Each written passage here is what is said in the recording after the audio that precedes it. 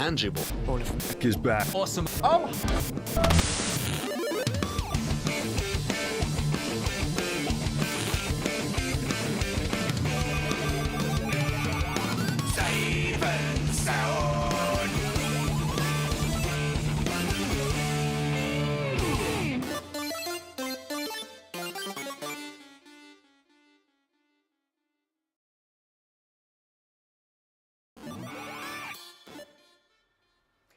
Good morning, good afternoon, and good evening wherever you are.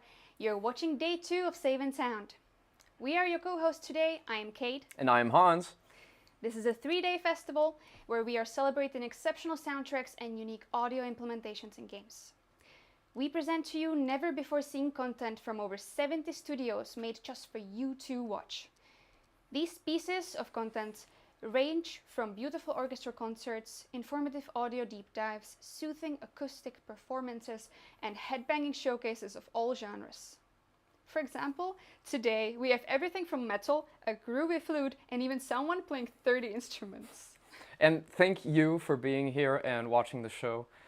Save and Sound is organized in blocks. We'll watch about 4 or 5 musical segments, and then you'll find us right back here for another hosting segment. We'll then present the next games and so on. Tonight we are scheduled to run for a little over 3 hours, so please do get comfy, grab a drink, grab a snack. We also have a Steam event running at the same time with demos, sales, soundtracks, tons of new stuff, and maybe you'll find your new favorite game, hoping that you're still on good terms with your wallet. We have one more special thing for you tonight. We are giving away an Elgato Stream Deck Plus and Steam keys. All you have to do is sign up through the form that will be posted in chat and stick around until the end of the show, when we will be picking randomly one winner for the Elgato Stream Deck Plus and 4 winners of Steam keys for games like Baldur's Gate 3, Human Fall Flat, Teenage Mutant Ninja Turtles, Kingdom 80s, Cloudpunk, and more. Now it's time to start the show for tonight. Hans, what do we have in for the first block? So I think kicking us off today, we have Laika, Aged Through Blood. It's a Western-inspired Motorvania where you reload by doing backflips. Bea Bicoli will be singing to us some soothing songs for us all. And then we'll check out From Space, a game where you and maybe a couple of friends have to liberate the Earth from an alien infestation in a post-apocalyptic world. Dion van Heerden will be walking us through the game's soundtrack and how tracks actually get mastered. And for our third segment, we'll be looking at Luna Abyss, a story-driven action-adventure with fluid platforming and bullet hell combat. They have provided us with an orchestral behind the scenes and some hair-raising choir chants. After this, we have DOOMBLADE by Muro Studios, where you play as Gloom Girl who discovers DOOMBLADE, a sentient weapon hell-bent on escape after eons in chains. We'll see Brian Skeel performing and presenting the epic metal soundtrack he composed for the game. The last piece for this block is SULFUR by Perfect Random, which is an old-school FPS action-adventure, but with a modern vibe in its art style, music, and roleplay aspects. We will have the talented Gustav Blix doing a wonderful performance of the electronic groovy music. That's all for now. Sit back, relax, and enjoy the show. Bye-bye. My name is Bea, and I'm part of an indie studio called Brainwash Gang. Today I wanted to show you the format we've chosen to introduce some of the music in our next game called Laika Aged Through Blood that will be coming out on PC and consoles later this year.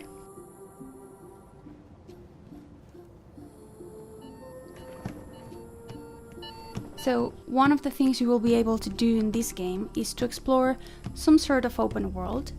And for this part, we thought that instead of having ambient music playing throughout the different zones, we could create a different system.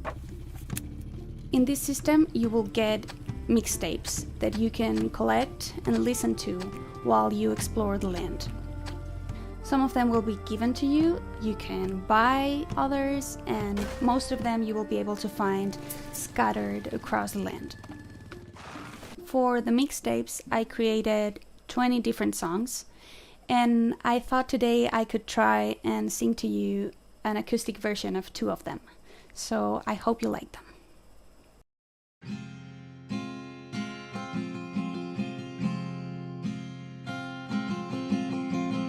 The days have turned to night.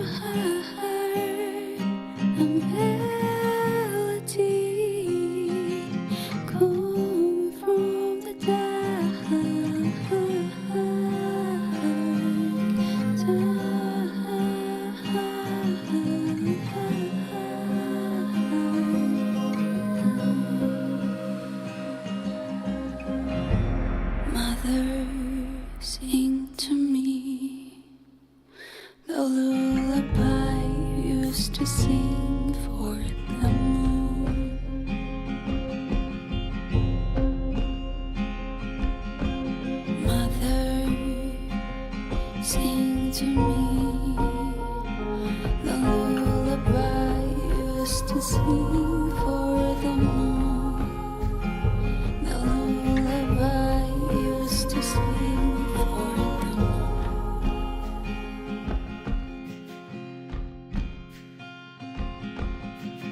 A faith that comes to life, away that the body shivers when it meets the light.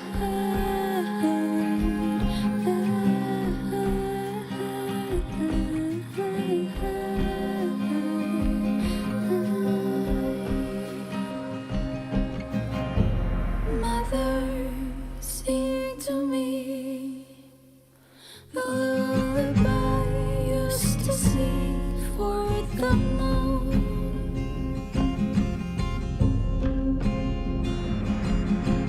Mother, sing to me the lullaby used to sing for the moon. The lullaby used to sing for the moon.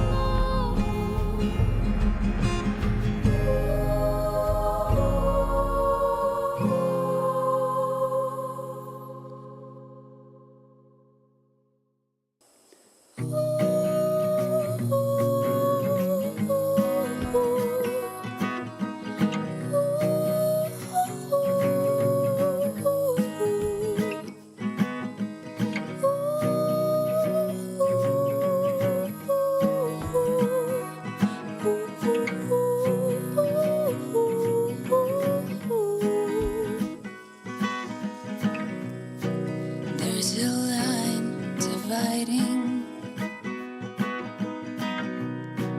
right in front of me. Many nights ago, I made a promise that someone broke for me. How cruel!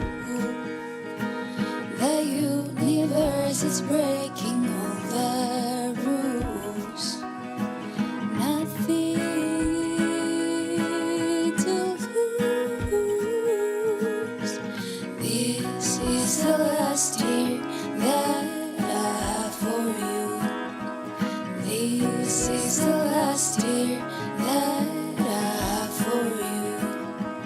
This is the last year that I have for you.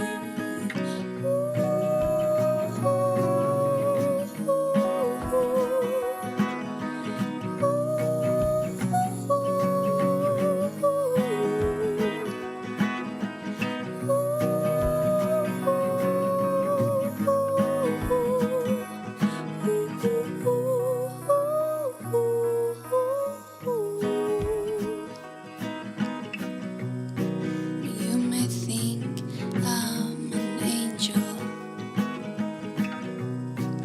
but there's blood on my hands.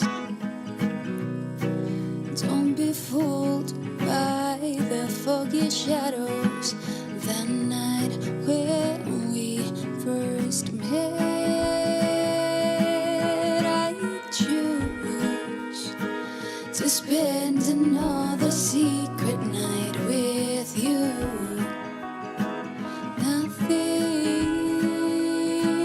to lose. This is the last year that I have for you. This is the last year that I have for you. This is the last year that I have for you.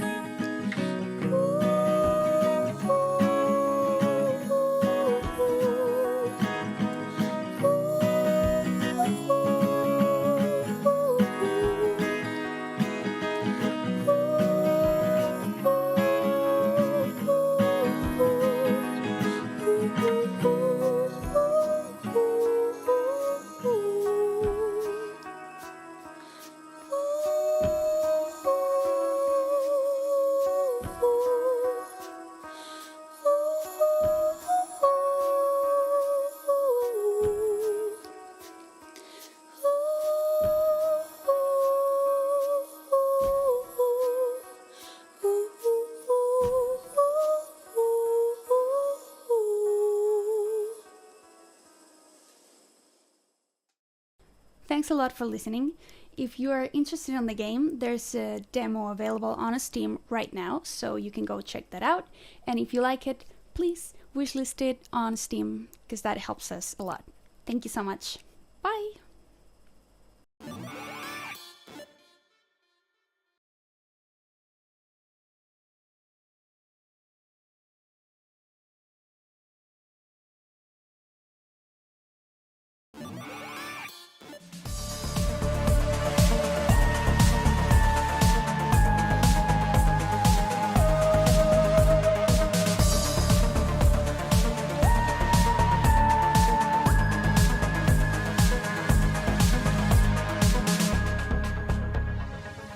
Hello there! I'm Dion van Heerden, here in my studio in Cape Town.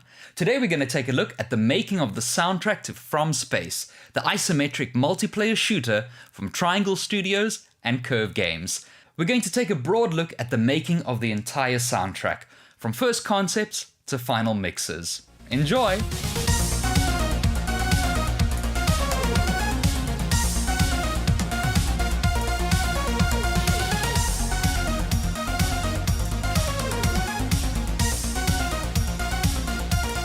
Collaborated with Triangle Studios several times before, so needless to say, I was incredibly excited to get my hands on the first prototype for From Space. That's right, it was time for playtesting.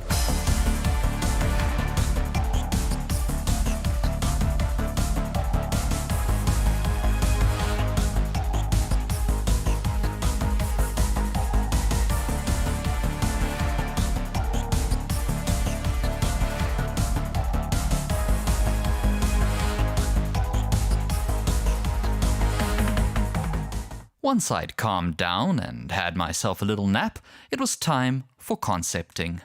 For me, the foundational essence of the From Space sound is the minor 6 chord.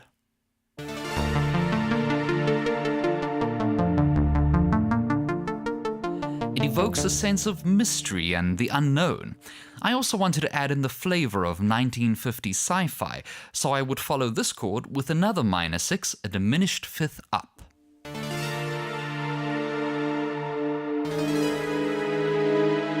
Spooky. Combine that with 80s style synths, synthwave and cinematic tropes, and you have the foundation of the From Space sound.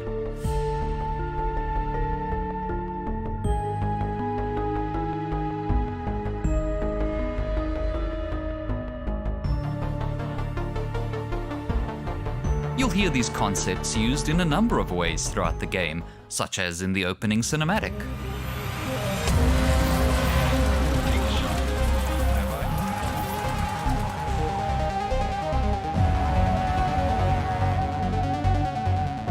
In exploration music,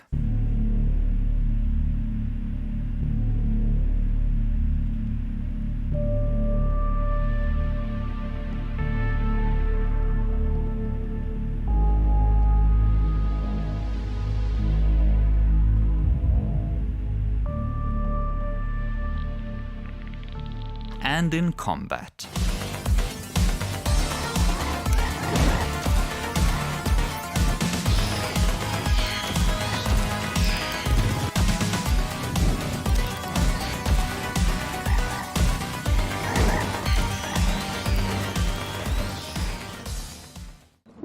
Running concurrently with this concepting phase was the creation of an audio vertical slice. This is my way of presenting the developers with a vision for the game's music and audio. Here, for instance, you can hear our original idea for the soundtrack structure, which was a collection of short, evocative snippets played at randomized intervals to set the mood. But after playtesting, we found we wanted longer form, more cinematically structured pieces. Another change from this original proof of concept was that we initially had acoustic string instruments playing a lot of the lines for the trailer park music. However, we ultimately opted for an almost exclusively electronic soundtrack and had a lot of fun creating synthesized versions of all the string instruments.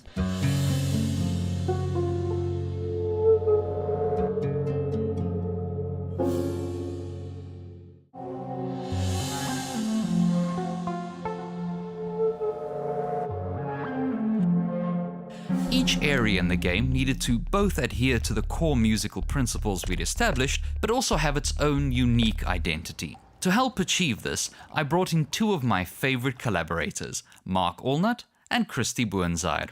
It was Mark who, very early in the process, defined the sound for the power plant.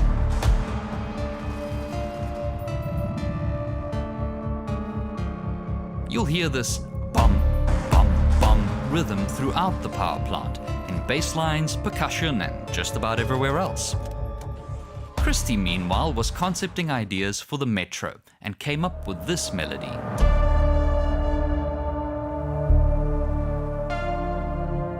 It too ended up everywhere throughout the Metro, like in this combat music.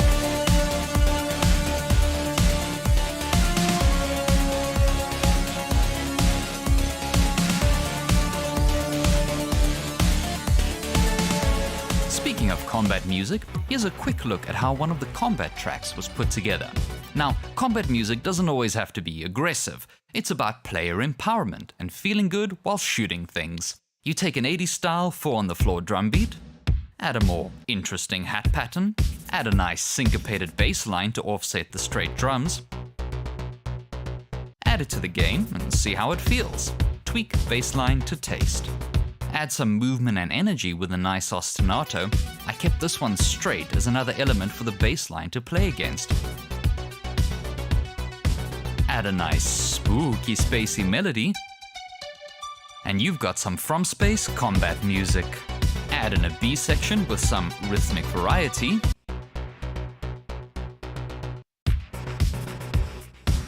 Then playtest some more.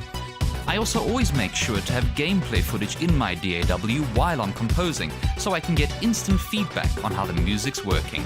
Tweak, edit and refine until the deadline, and then repeat until insanity sets in. With our composition complete and signed off on, it's time to send it off to Joe Ellis for mixing.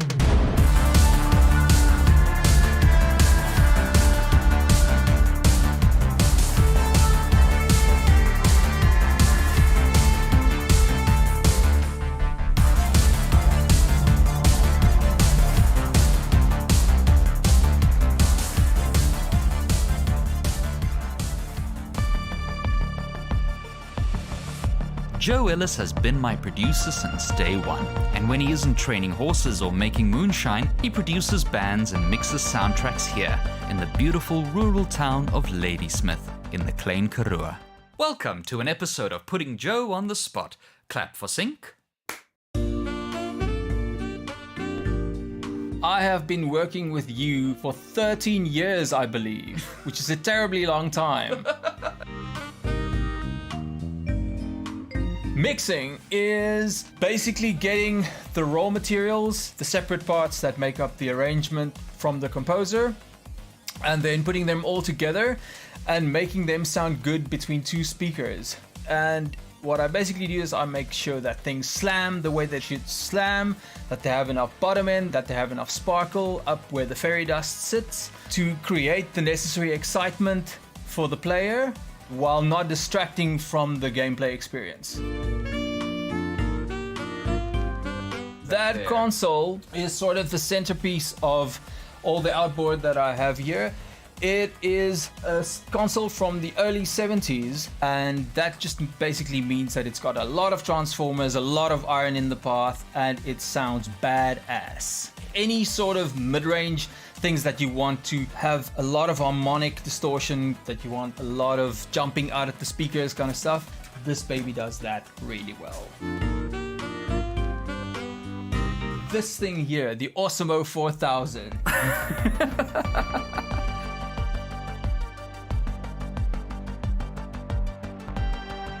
With the track mixed, mastered, edited and delivered, all that's left to do is compose the rest of the soundtrack.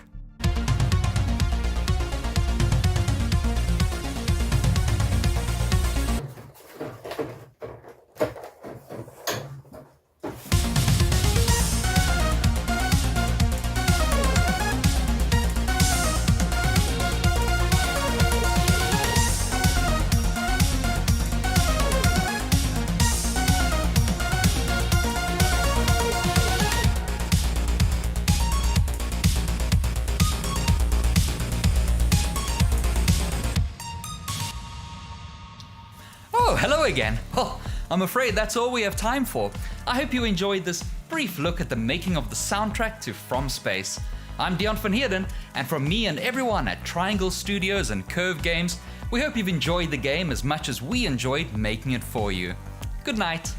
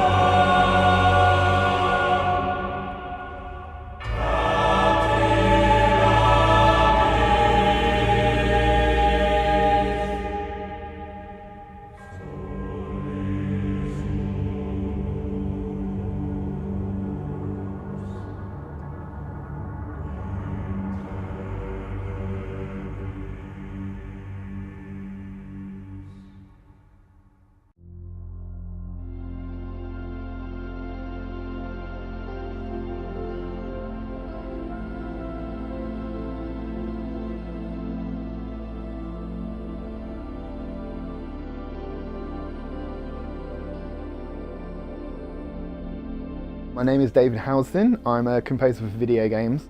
Some of the more kind of visceral inspirations for me tend to be the artwork, actually. We've got a fantastic art director on the project. I was sent some of his work very early on, and I could hear notes forming in my head just from kind of looking at some of the environments that he'd created, and that was a big help. An equal inspiration for me is also the creative relationship that I have with Ben on the project. His way with words and the stories that he creates, they inspire something profound in me creatively, that the music kind of writes itself. It's a very rare thing to have, but I've never had a day of writer's block working with either of these guys, and I can just sit down and the music just flows. So they're probably my biggest inspirations. In terms of other music, we really liked the score for Bloodborne. Some of the gothic elements of that were very present in what we wanted to achieve here. If I've done my job correctly, the player should be feeling precisely what the narrative dictates that they should be feeling at any given point in time. It's my job to bring out the subtext and to lay bare the emotions that may not always be kind of present while the player is kind of traversing from A to B, but at all times the story, for me, the story should be present in players' minds, even if it's not kind of being overtly displayed. So if I've done my job correctly, I should be reinforcing the narrative at all times. So the main themes of Lunar Abyss for me are an overriding sense of melancholy, sadness, and that may not be everyone's kind of first take, because it's such I don't know, kind of a visceral, dark landscape that's being created, but there's a real just overriding sadness to the story for me, and that was something that I really wanted to tap into musically, and yeah, just bring out some of the more kind of subtle emotions. So that's what I hope the players feel from the score.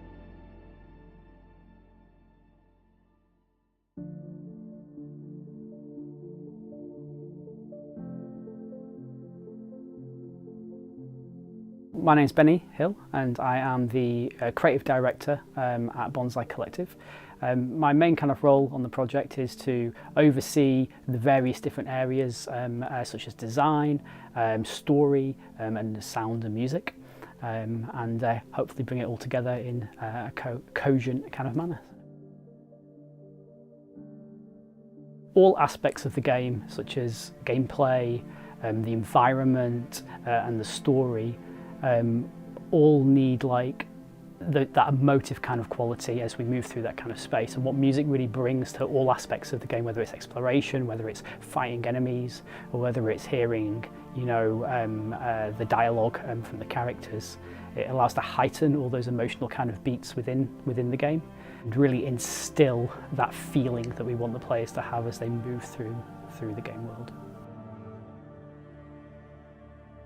Well, I've worked with David multiple times on various projects, so we already have an existing relationship, and it's a really great relationship. Generally, the way that we work is from a point of reference, whether that is visual or whether it is metaphorical or whether it is other kind of audio that we think kind of will work with the game. We bring all of that information together with world building as well, and we essentially create kind of a reference pool to discuss what is Luna, what does Luna potentially kind of sound like. And in the case of this game, we have a real mixture of industrial, ambient and gothic kind of tones and kind of notes that run through the story. And once we've kind of done that, then we begin kind of iterating and sketching and kind of bringing that together into something that really connects with the game experience that we're crafting on the development side of things. My name's Laura Maurer and I'm the narrative designer at Bonsai Collective, and I'm responsible for a lot of the story work. So that means the overarching plot and narrative and script. So, you know, the things the characters say, the lore behind it and things like that. I think it's really important for story to have music behind it. I think a story and dialogue can carry so far, but I think that it's the music that you tend to remember. Obviously, in an ideal world, you'd remember the lines and you'd remember the things that the characters say. But I think a lot of the time, the things that you look back on as emotional memories is the music, is the soundtrack, is the music that was playing at that moment. And you know, maybe you remember a little bit of dialogue that comes with it that happened at that moment. But I think the music is really kind of the emotional powerhouse of the narrative. It was quite hard because obviously it was going to be translated into Latin and I don't speak Latin, so. But my main inspiration actually was O Fortuna, which is you know, I can't remember what, I think it's Neomen, isn't it, O Fortuna, and sort of it's very staccato Latin, the way that it's chanted. So it was trying to think of sentences that were not overlong in English, and trying to imagine how that would then translate and also just picking out really key story elements and key themes that would translate well to lyrics.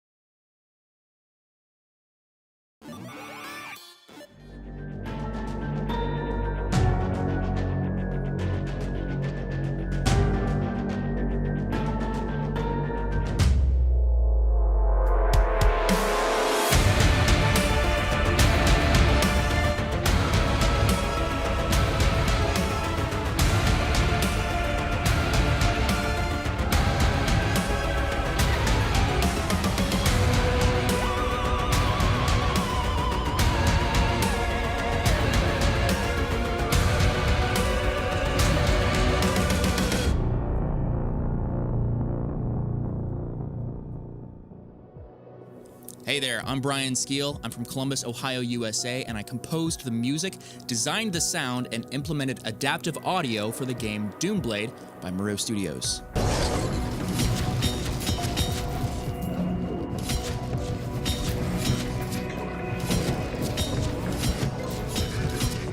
So several years back, Muro was in the beginning stages of developing a new game, and they wanted to bring in a composer and sound designer to work synchronously in development of the game. They showed me the concept art, they walked me through the ideas and the story and the gameplay, and I was hooked just looking at the concept art alone. These renderings have just insane energy, it looked lots of fun to play, and the creatures were unlike anything I've ever seen before.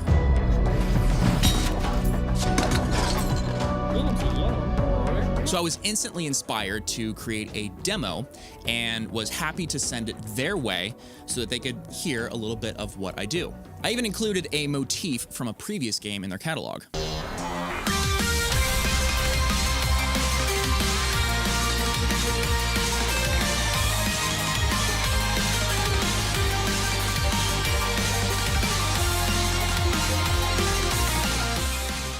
So I sent that their way, and they replied very enthusiastically. They said, "We love your sound. We'd love for you to be part of this game."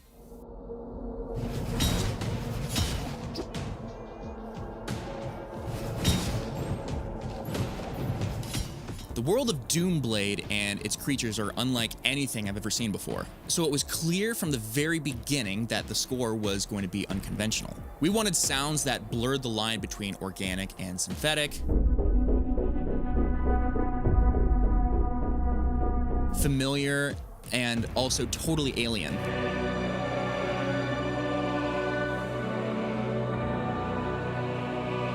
And this suggested a wide spectrum of sonic palette intensity and genres.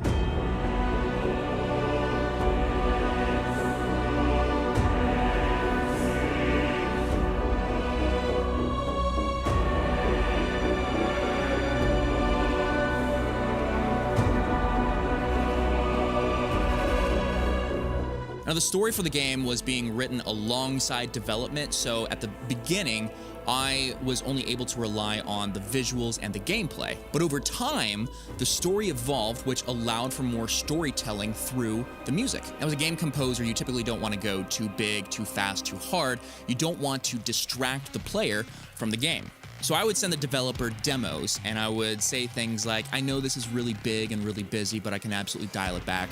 But it was clear that the developer valued expressive and full music. And so after sending those emails with my demos, I would get a response back saying, "No way, we want this even bigger. This is inspiring us to try some new things in the game development." And so I was really lucky to be working alongside the developers while the game was being created.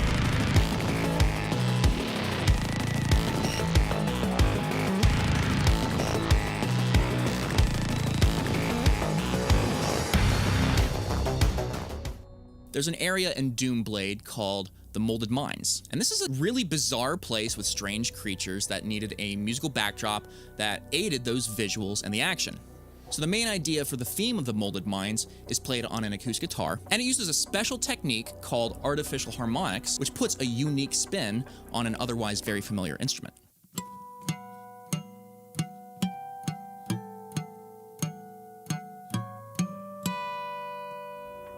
This was also played in a time signature that's not standard in commercial music, so this emphasized the familiar yet otherworldly sound that we were attempting.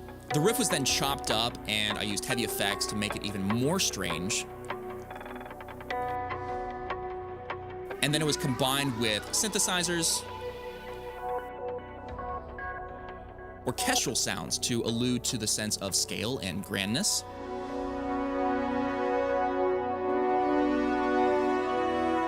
and some other additional weird sounds.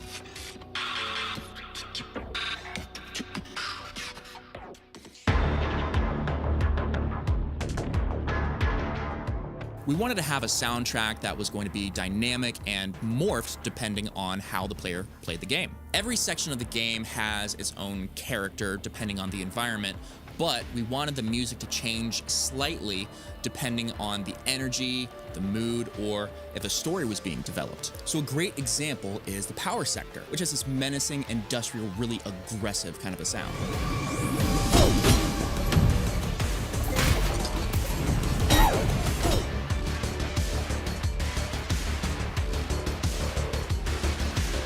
But the music needed to ramp up in intensity when the player got to a big fight. So we were able to control all of these changes using a powerful audio middleware tool called Fmod.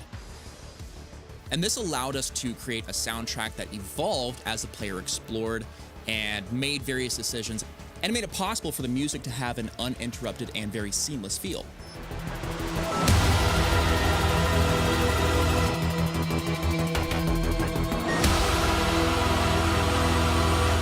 Guys at Muro Studios really like the aggression that comes from heavy guitars and big drums. So many of the major boss battles would feature music with a very powerful metal kind of vibe, which fit really well into the sonic palette we already created. And this was super effective because it aided the extra anxiety induced by these encounters. And it encouraged the player to think quickly and be on high alert during these fast-paced sequences.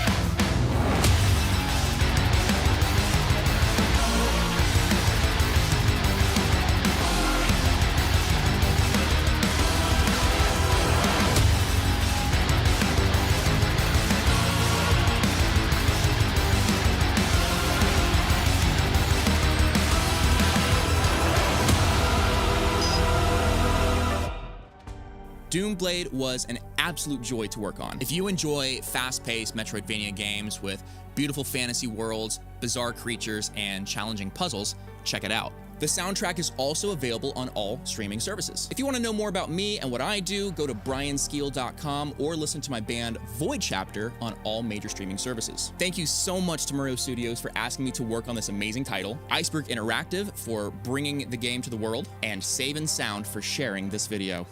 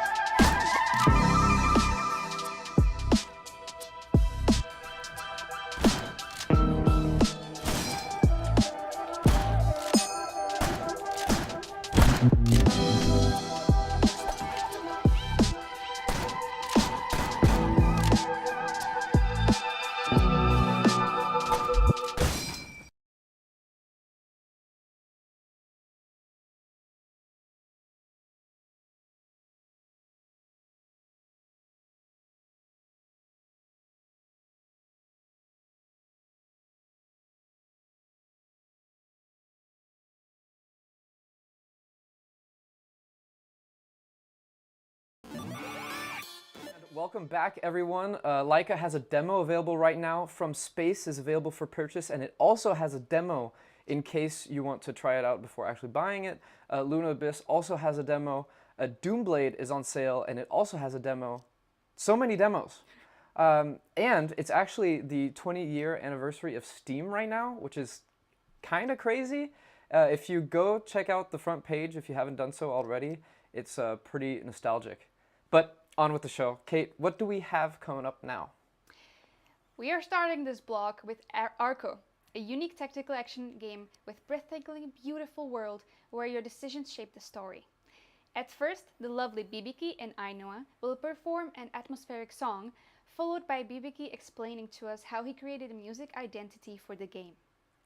Next, we have For the King 2, which is a sequel to the massively popular turn-based roguelike tabletop RPG. Do you remember how I mentioned in the beginning that someone plays 30 instruments? Well, in this piece, John Robert Matz plays, I kid you not, 30 different instruments and talks about his process for creating the soundtrack for the games. The third video is Phoenix Springs by Calligram Studio, an exotic point-and-click detective adventure where you play as a reporter trying to find her estranged brother. We will see a fantastic electronic performance with the most keyboards you've ever seen in one room. And Robocraft 2, where you build insane, fully customizable robot battle vehicles that drive, hover, walk, and fly. For PvP combat, provided us with a deep dive with Gabriel Kenny, who will be walking us through all of the beeps and boops of the music. And we'll end this next block with 1000X Resist, a thrilling sci-fi adventure 1000 years in the future where humanity is all but extinguished and forced underground. Lina Cacho will be performing some tunes from the soundtrack. I think you'll very much like it. All right, let's go to the content. Enjoy! Vicky, the composer and sound designer of Arco. And Arco is a unique action tactical game based in a fantastic world called Massitok. And there you will have to explore through vast and different biomes, and also you will have to get through different difficult situations in a really cool simultaneous combat system. So right now I'm going to play different music that will appear in the game, and I hope you enjoy it.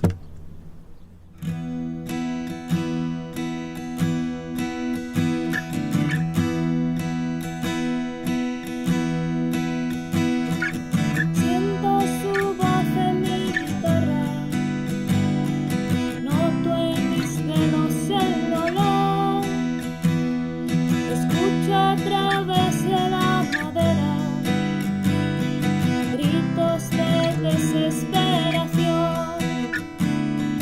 dime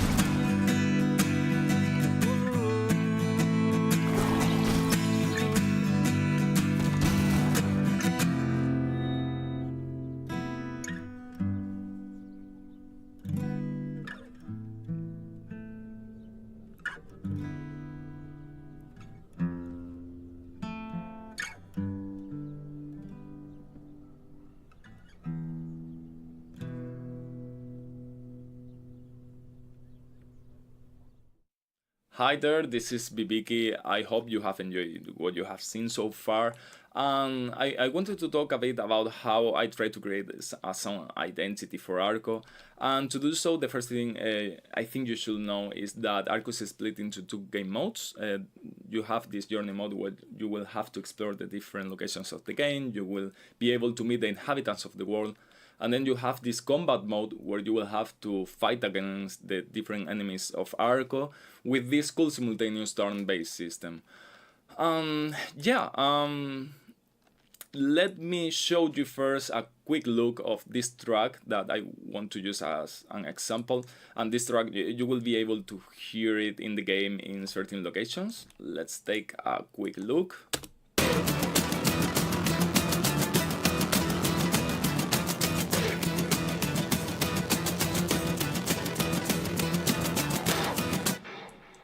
Yeah, so to create this sound identity, I tried to create different music materials that I could reuse alongside the music and sound design process.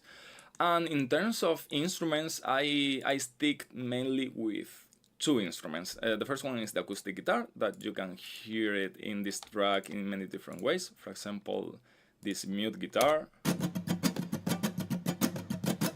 Yeah, you have this bowed guitar. Kind of both sound like a violin. I process the acoustic guitar to sound this way.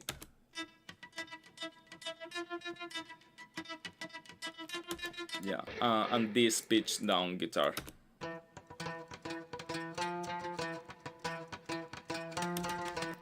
Yeah, and this is how it sounds all together.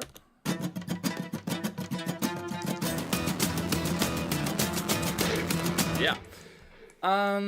The instrument that I think is the most important one in the music and sound design of Arco is the cajon.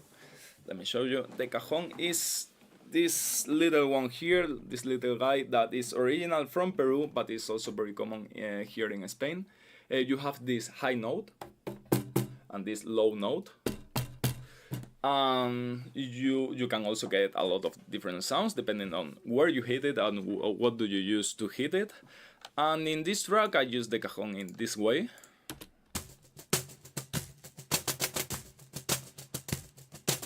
There are several cajones spread in the space, and also this sample cajon that I sampled myself to process it and make it puncher. Yeah. And also in this track there are a lot of things going on, like these synths.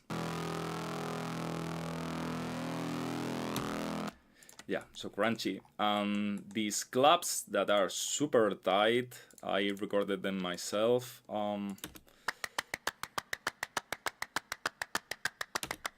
Yep. And maybe the most interesting thing about this track is that even though the track is in 4/4, there are some things that are in 3/8 in terms of meter. For example, this acoustic guitar bass is in 3/8.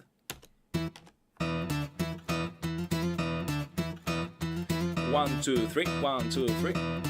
Yeah. But the rest of the things, like the cajon, are in 4/4. 1, 2, 3, 4. Yeah, so this is how they sound when we mix them together. Let me show you.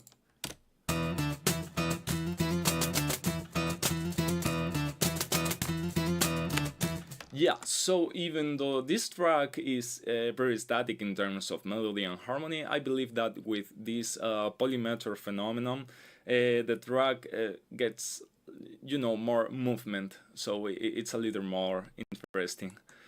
So yeah, this is all. I hope you have learned something interesting about the process of the music and sound design for Arco. Of course, if you have liked what you have seen so far about it, feel free to wishlist the game and enjoy the rest of the show. Bye bye!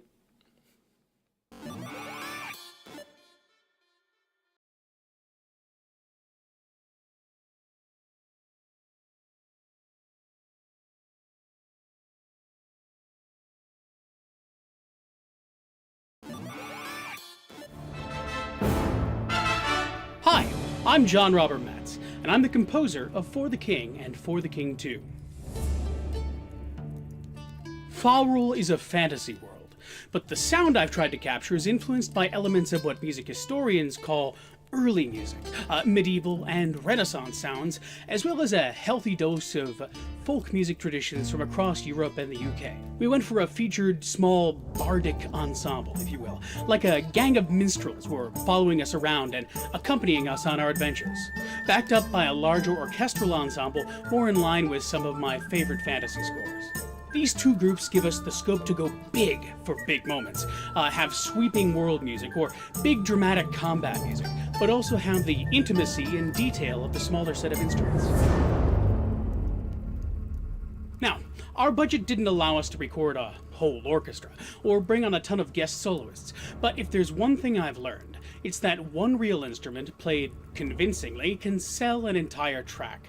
So I've gradually tried to get competent at playing a lot of instruments to weave into For the King 2's score. From plucked string instruments,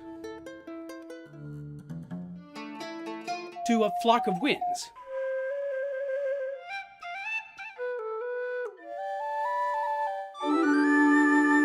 to reeds, to brass, to percussion, and even weirder instruments. Some weirder than others. Now, I'm no virtuoso at any of these, but having them played live, however rustically performed they might be, makes such a difference in how human and emotive the music is as a result. So what do we do with all these emotional, realistic, and sometimes only, maybe semi-historically accurate instruments? For the King 2's music is broken up into three major categories. Biome music, unique for every realm in Falrul. Dungeon music, to accompany your party of adventurers as they solve puzzles and crawl between the toughest fights in the darkest places in the land. And combat music, for combat, something you'll be doing a lot of. Some of these music types are simple, and some are more complex, but they're all written to, as seamlessly as we can manage, pivot and shift from anywhere to anywhere. Being procedurally generated, there's no way to know exactly where things will be in For the King 2's world, or what order they'll be encountered in, so all the music needs to be able to adapt quickly and elegantly to the state changes of the game. Biome music, for example, switches gears at various markers that we've laid out in every track, so when players move their characters to a new place, we get new music a few beats later at the next junction point.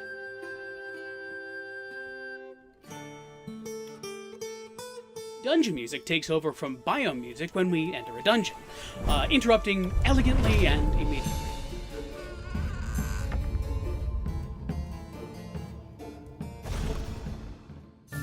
And combat music. Now that one gets fun. So, all of For the King 2's combat music is broken up into three major sections and one optional section, plus a few alternate endings. Because combat in a turn-based game can progress at any pace, we wanted to provide a sense of escalation. So, we start off with the lowest intensity section, Section A, move on to Section B, then Section C, which we may get to if we haven't already defeated the enemy or been defeated by them. Then there's the optional section, which we call the Danger Zone, or DZ, if you will. The Danger Zone is where we go if we happen to lose a party member, or something otherwise traumatic happens to us that puts us in a bit of a pickle. But let's take a look at how this works.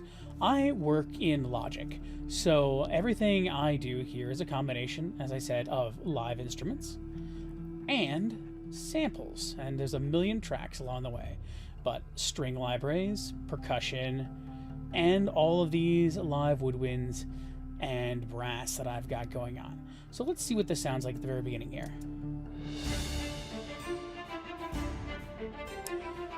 This is one of the lighter combat tracks, so it's a little bit more sprightly, if you will, a little less high intensity than some of the others.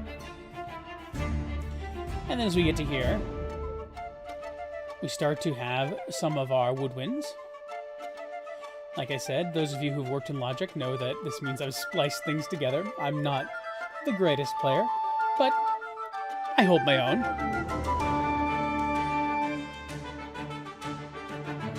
Trumpet enters. Horns answer. We're kind of escalating the drama levels. And then we back off to something a bit more delicate, which allows us to segue back into the loop. And this section will loop over and over again until we have completed enough turns or enough stuff has happened to advance us to the next section, which is the B section. It's a bit more intense. Feels like things are getting serious now.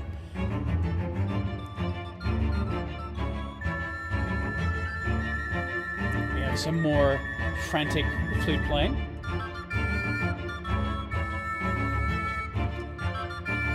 And that serves to kind of escalate us to a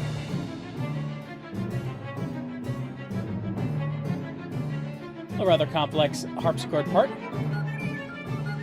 And up there, some more woodwind work. We'll stop at this section, but again, it would loop back and allow us to continue to live in the B section as long as we needed to. Then there's the C section, which is another escalation. Now, any of these sections can progress to the next section in the sequence as soon as we hit that point in the game. So it can happen instantaneously. We have a system that's set up so it happens on the beat and is a very elegant progression from one to the next. Let's stop there and dive into the danger zone quick, and I'll show you how this all works in context.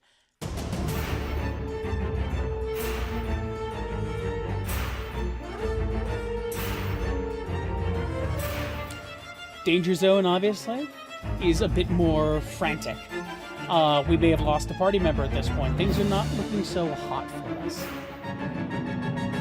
Also, because the intensity just keeps escalating, we're bringing in more of our trumpets and more of our horns, which I played myself, like I said. And then it will rewind to take us back to a loop. But we'll stop it at the end of this section. Right about there. All right, let's pop over and take a look at how this functions in-game. So here is a pretty basic combat encounter. We have our 4 party members versus a troll. Like I said, we start in the A section of the music. This is lesser intense, and it serves as a little bit of an on-ramp. This chose this fight because it's short and sweet, but we are in the A section. It continues to loop. All 4 party members go. We're getting into some of the more actiony stuff. You'll get to hear those transitions moving from A to B in just a moment. There's our B section. All right, we finished our turn. We ramped up.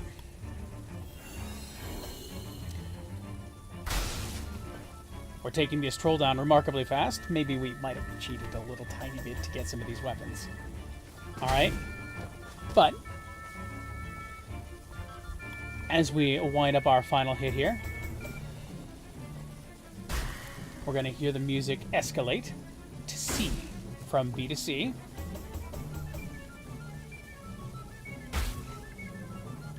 There's our C section, but we kind of took them out right away, so I don't really get to savor the C section. But the nice thing is, the longer the fight goes on, the higher the drama levels, and the more escalation we get overall. And there you have it.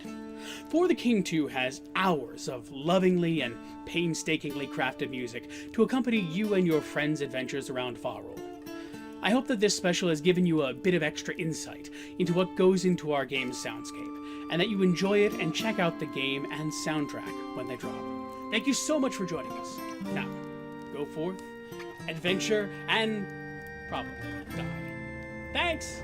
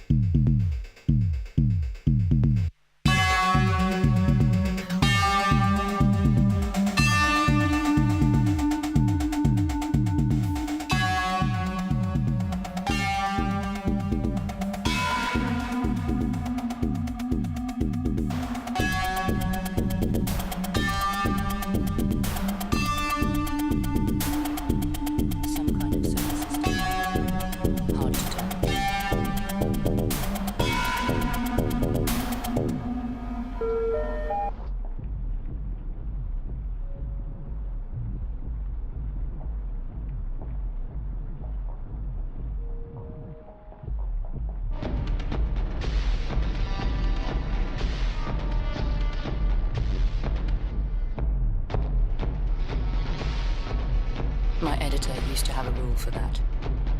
Never wake up a stranger comfortable enough to fall asleep on the floor.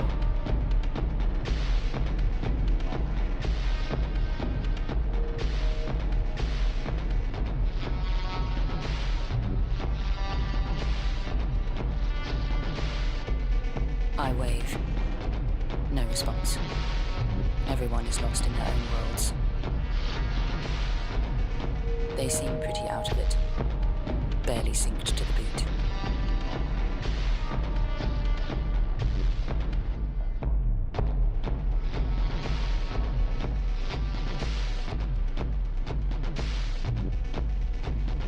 Body rolling, eyes closed.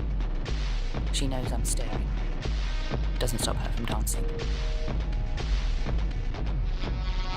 I command her attention. Hard to keep it for long. Music's blaring. She slurs her words, won't stop moving. From what I gather, she's been dancing for 56 hours straight. All of them have. It's her event, she explains. Insomnia, a monthly gathering. Like-minded folks testing the limits of sleep deprivation. No stimulants, she says, just music and light. Kids these days. Anyway, time for questions.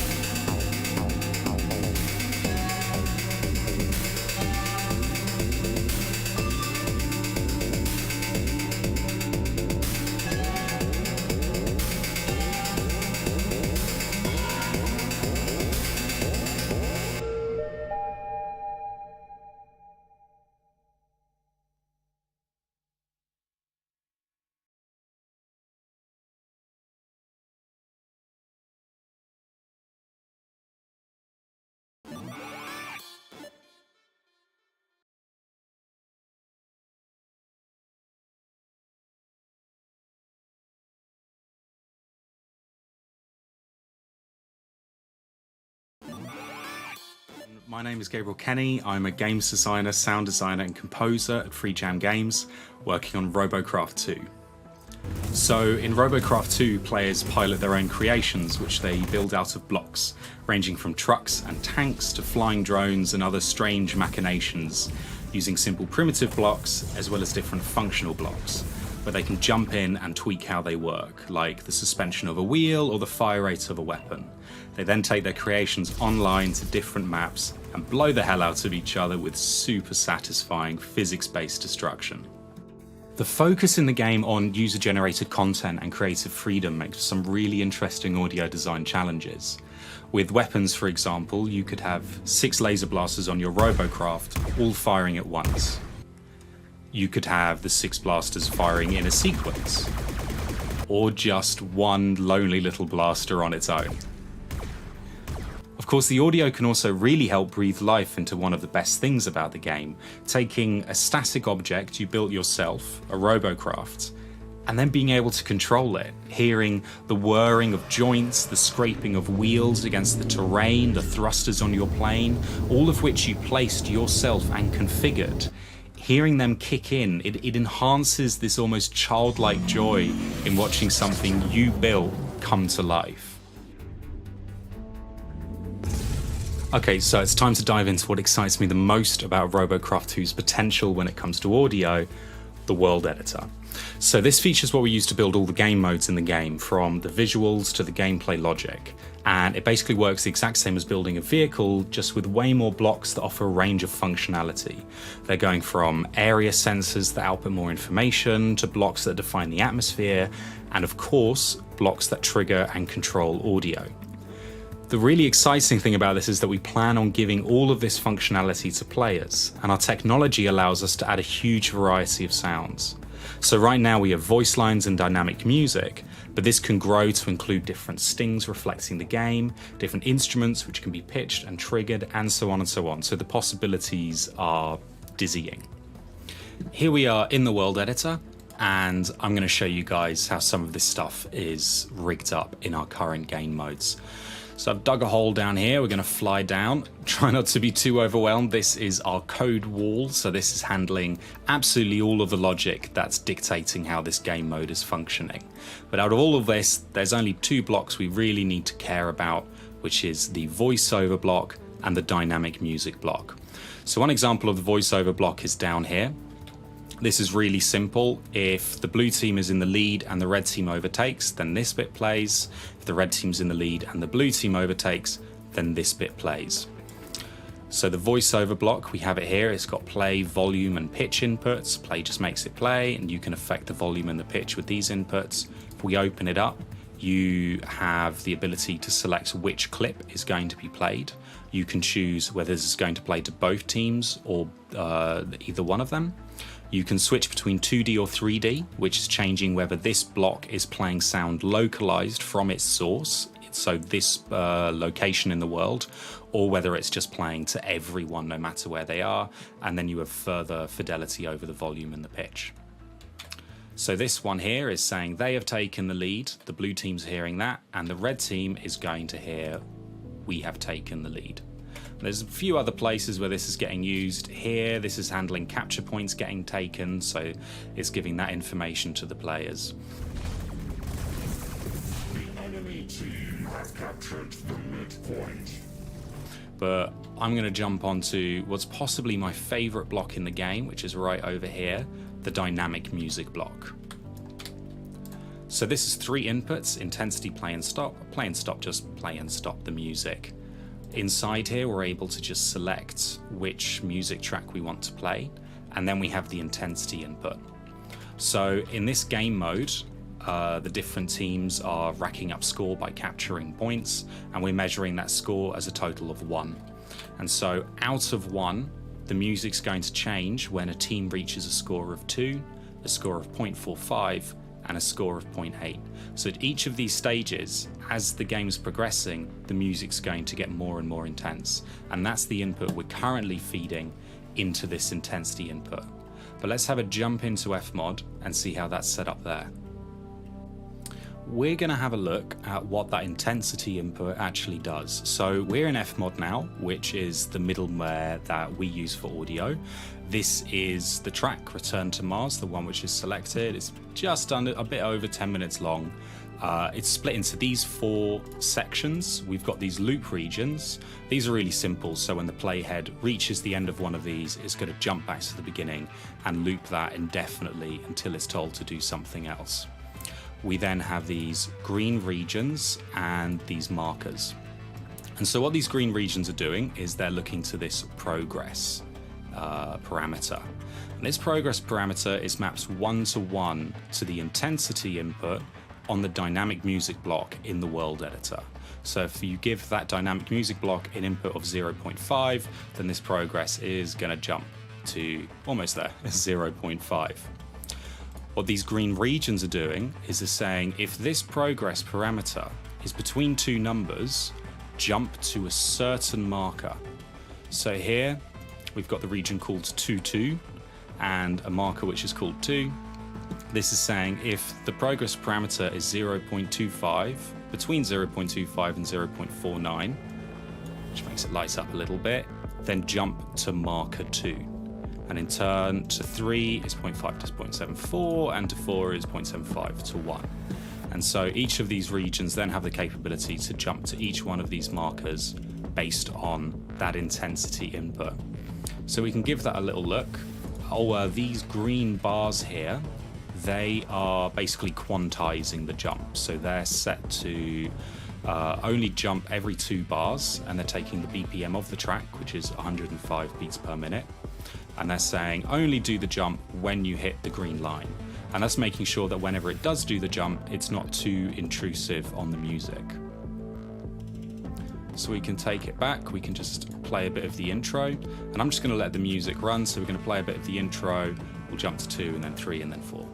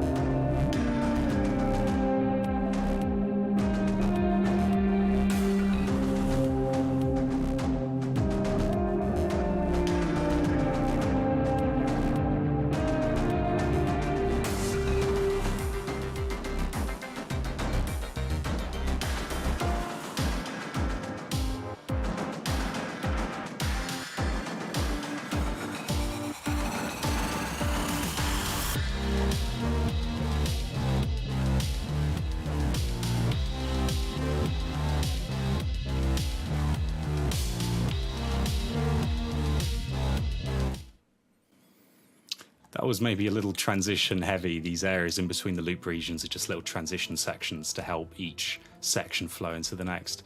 But there you go, that's a look at how the whole system's set up in Fmod. Thank you so much for watching. I hope this has gotten you thinking about what Robocraft you could build, what weird shenanigans you could get up to with audio in the world editor. Please check the game out. I'm going to leave you with our trailer. Thanks.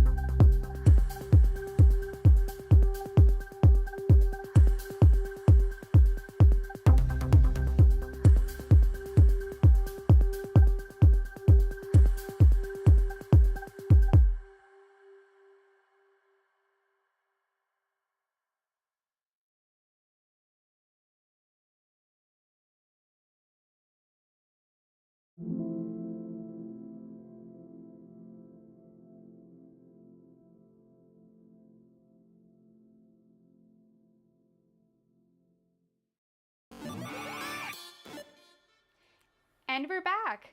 Thank you to all the games. Arco is available for wishlists. For the King 1 has a bundle sale, and For the King 2 is coming by the end of the year, so don't forget to wishlist it. Phoenix Springs has a free prologue for you to play.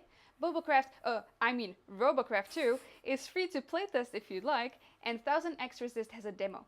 We are giving away this Elgato Stream Deck Plus later tonight, so make sure to fill the giveaway form that will be linked in chat soon. We're also giving away some games, and I think that tomorrow we're giving away a pretty high-end AMD graphics card. But on to the games for the show. Up next, we have Sludge Life 2, the grimiest first-person vandalism cigarette smoking sim you've ever experienced, is bringing us a deep dive with the game's sounds by the ever-so-talented Dose1. Then we'll be checking out Dead Pets Unleashed, a feminist slice-of-life management light mini-game heavy story project. Andreas Busk will be diving into the game's music for that one. And for our third piece, a game called Playhear Square Paper City. It's a psychedelic and synthetic exploration game composed like an electronic music album. It's a very memorable piece. After that, we have Human Fall Flat, the insanely popular goofy platformer where you can wreak havoc with up to 8 friends. In this interview, the composer Tomas Sakalauskas sheds light onto his experience of making the soundtrack. Lastly, we've got a double piece, Viewfinder and Tiny Glade, 2 very different games but sharing the same sound designers from Knock Knock Audio. Viewfinder is a perspective-twisting puzzle platformer where Oda Tilset talks about her sound design work on the game. Martin Valley then talks about Tiny Glade, a cute relaxing game about doodling castles where you can explore gridless building chemistry and watch the game carefully assemble every brick, pebble and plank. That's it for now, enjoy the show. See you later. Hi, I'm Dose1, and together with Terry Velman, we are responsible for Sludge Life 1 and 2. Sludge Life is a walking simulator, sludge-like, vandalism, parkouring, FPS-ish experience. We're a 2-man dev team. I do all the sound design and music and the heavy lifting on writing, and Terry Velman does all the hard work, which is code, art, laying out level design, and also does writing. Together, we have made a monster, and I'm here to show you a little bit about all the sound design, composition, and humanity that goes into Sludge Life. First things first, sound design. One of my favorite parts of my job, and in Sludge Life especially, more important than it usually is in video games, because we're synthesizing a world, a little 3D world. If something can be interacted with, it needs its subsequent sound effect. So in essence, we get to bring all the boxes to life. And it's a joy when you're doing work like this, at least for me. There's certain mechanical things, inventions, gadgets that need to be true to the sound they make. So stuff like the camera zoom and door knobbery, that's all pretty one-to-one, and I use my doors and cameras to record that. But the majority of all the Sludge Life 1 and 2 sound is actually done on an OP1 using my mouth. So all the UI is processed through there. Everything when you're using the computer interfaces, all the sounds that Siggy makes, jumping sounds, whooshes, footsteps, it's all done pretty much with mouth, which I'm heavily inspired by Eunice Turner and Martin Cavalli, a lot of my peers. And this is a way to make things not only out of you, but their most original. I think the only thing that isn't mouth is the farts. Those are part butt, part mouth. I'm going to show you how I do it. So, this is the OP1, made by Teenage Engineering. I use it as a glorified SK1, which was the first keyboard you could talk into. First step is you make some sounds that I don't know what I'm doing. I then break up all of the sounds onto individual keys. Where's that click? This. Here we go. And my own little click. Aside from basic octave stuff and experimentation, you can also play with all of these LFOs. And I generally just do really long experimentation pass and then go back and layer effects to create things like all the Siggy sounds and UI sounds. So you can do stuff like this. That's how you cook. Let's talk music. composition. In Sludge Life 1 and 2, there's basically 3 pots of music that deliver all the feels you get in Sludge Life. So they're under one umbrella, but they distinctly flesh out not only different characters and aspects, but these sort of feels and vibe that comes with who you are in Sludge Life. So the first pot is all of the beats, which is the sound of the sludge, and you hear these coming out of all the boom boxes in the sludge, as well as throughout Siggy City. And then the second pot is sad boy music. Sad boy music is essentially the soul of the sludge. It's depressing, but it feels good, and it's piping out of all the tiny radios that are abandoned in the sludge. And last but not least, the third pot is Big Mud. Big Mud is a beautiful frog who raps, and basically not only is a way to really ascend and make some interesting music for this game that lives only in this game, but also he's a way to express narrative and sort of tell you things all the creepy, crabby NPCs can't. The first pot of music is all the beats. And these beats in Sludge Life 1 were pretty much all halftime and sort of dark. There was a few poppy ones. In Sludge Life 2, we're taking you to Siggy City Suites, which is like a corporate-y, Soho, polished kind of vibe. So we made a lot of music that is for being in the sludge and still has that solemn, depressed halftime sound. But then it's counterbalanced with this bop, pop, obscene, enjoy yourself in our fine establishment music. And the two together flesh out sort of the musical sound of Sludge Life. All the music in Sludge Life 1 and 2 is actually started on an iPad app called Chord Gadget. It has all these little synths, drum machines you can drag and drop. And for me, I like using it because I can be loose and export it all as MIDI as well as sound files and bring it into Ableton, and then it lives a proper song's life in the studio and gets butchered and brought to life, and so on and so forth. When I'm making beats on here, I move fast and loose, and they are sloppy, but they have feel, and that's how I like Sludge Life to be. So I might make 20 sequences and only use 4, but that's sort of what I found creates the best results. The beats I like the most get pulled to become anthems for taggers, or if they have that stank, they become Big Mud songs. So I'm going to show you a little bit, and then I start to hear votes like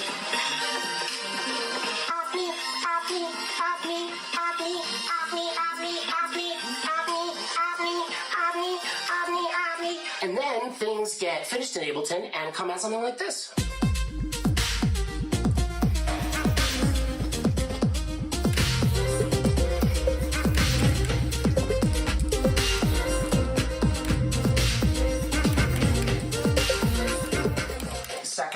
Sludge Life sound is all of the sad boy music.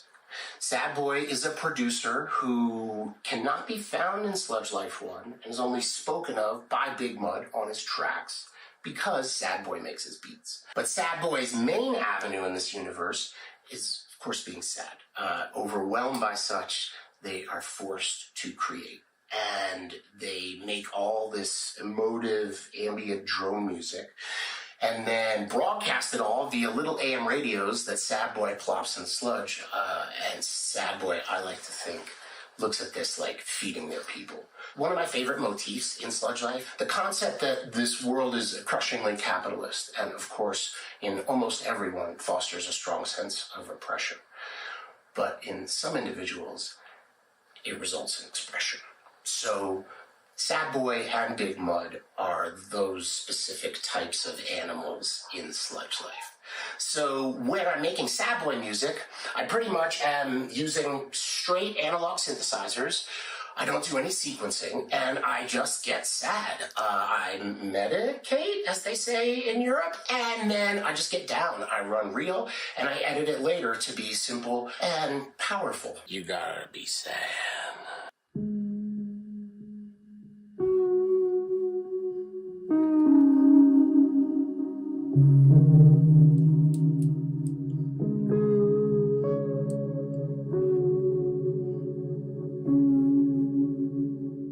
Last but not least, we have Big Mud.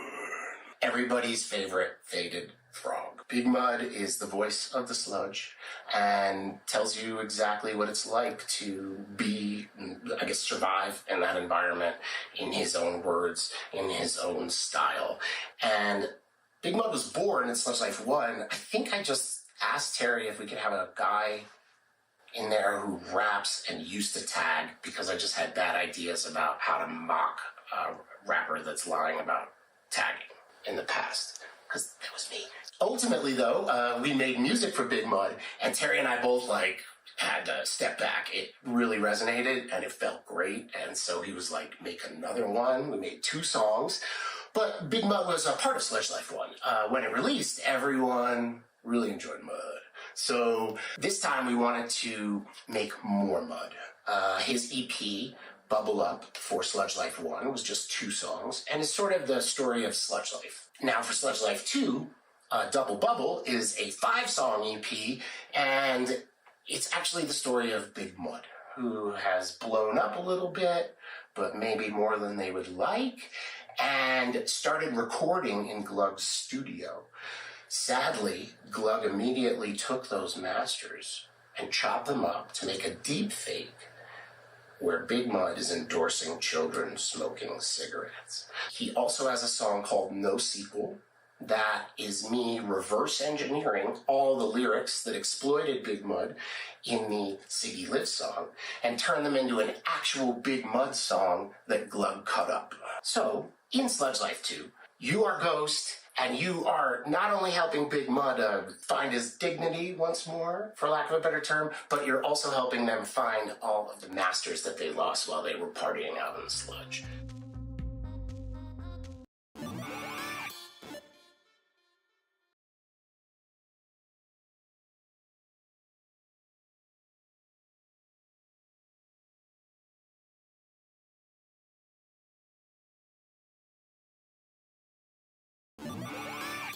Andreas Busk, and I'm the composer and sound designer of Dead Pets Unleashed.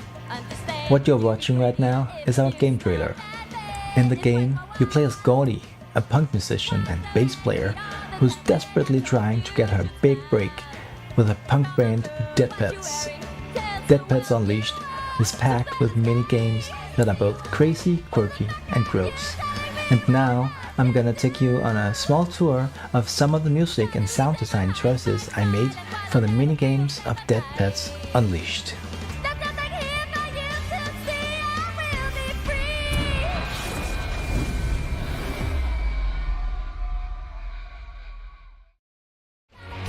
What you're watching is gameplay from one of the minigames that we call Band Dash.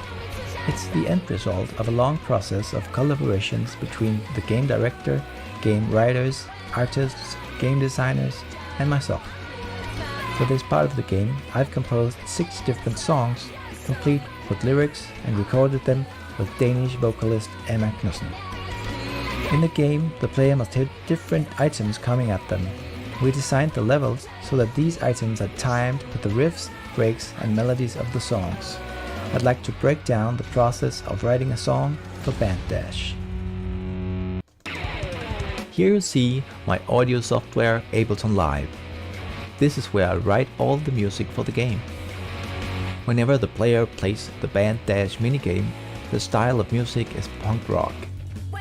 One of my challenges was choosing a brand of punk rock that sounded authentic and wild, but at the same time was accessible to players of the game that are not necessarily punk rock fans.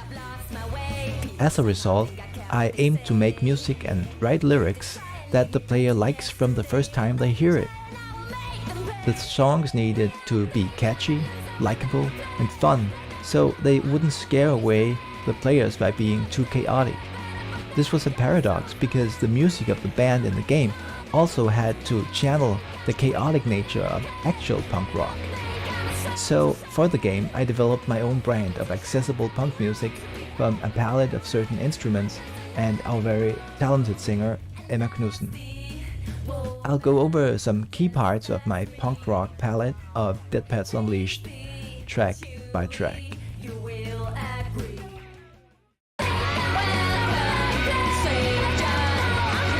Here's the chorus from I'm Just an Animal, one of our band dash tracks. All the music for the game is made in the piano roll of these tracks. I record no actual guitars, basses, drums. I only ever use the mouse for this. I can do this partly because I've played in a lot of rock bands using real instruments, so I know how to make software sound like the real thing. I started with this guitar riff because it had that I need to buy a beer vibe. I thought that would be a great foundation for the song. This is done with the excellent Electric Sunburst Deluxe library. Actually, this is two guitars. They're panned in each speaker and slightly detuned to give it a more rough sound.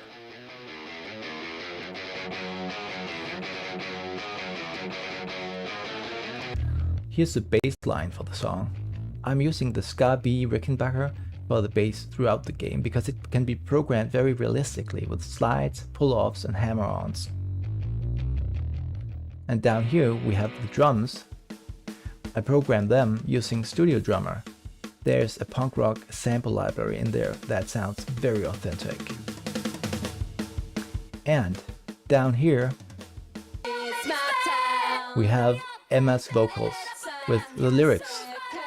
These lyrics tie into the storyline of the game. As you can see down here, there's a lot of choirs in the chorus part. Even I'm singing a few tracks. It's not that I sing very well, but it's adding to the feeling of an overwhelming wall of sound as the track is about to end.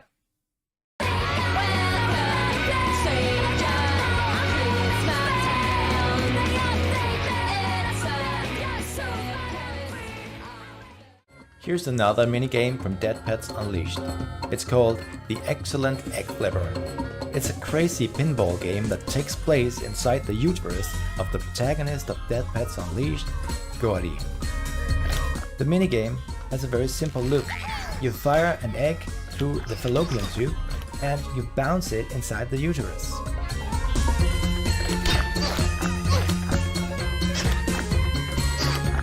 After a short while, Gordy gets her period and blood appears.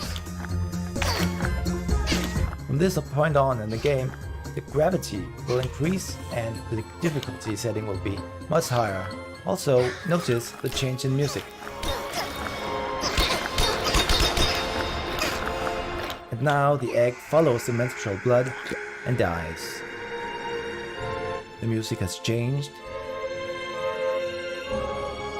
to a more tragic turn. And as I fire a new egg through the fallopian tube, the music will change again to a more happy state.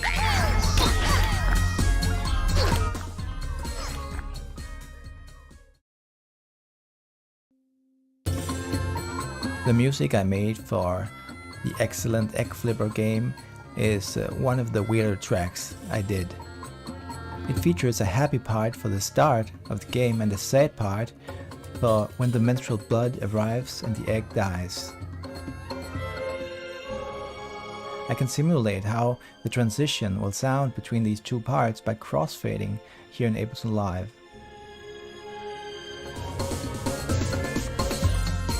These two very different pieces share one important thing.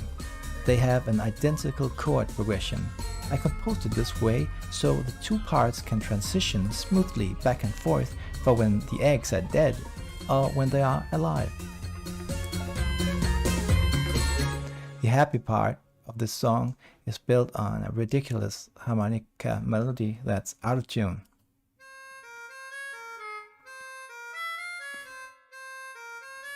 Underneath this melody I got a very mixed set of instruments and vocals to add a bizarre and feverish feeling of being in unexpected territory. We've got a santur, an Indian instrument, got some percussion,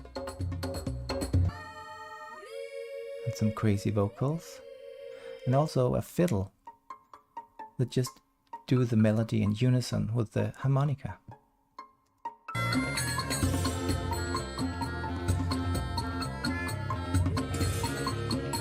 The happy part of the song also holds another version of the same thing with new instrumentation and a different beat.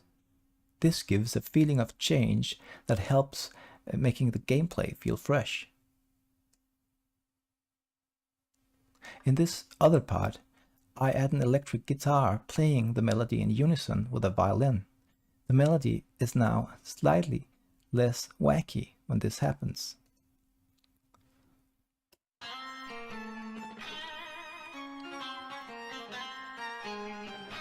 But since I'm now shifting the percussive focus from Indian percussion to a disco drum machine, it all still stays in a sonic universe that's pretty ridiculous.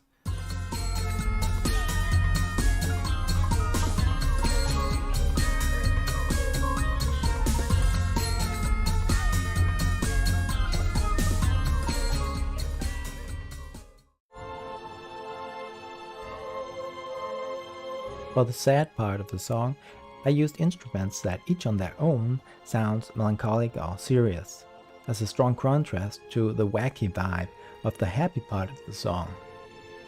I used a mellotron here, because to me it really signals instant sadness. I made a choir, I added church organ, and did a sentimental sliding violin solo on top of it all.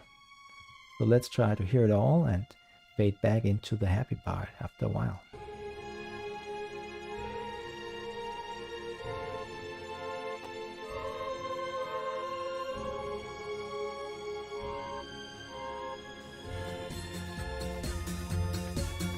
Thank you so much for watching.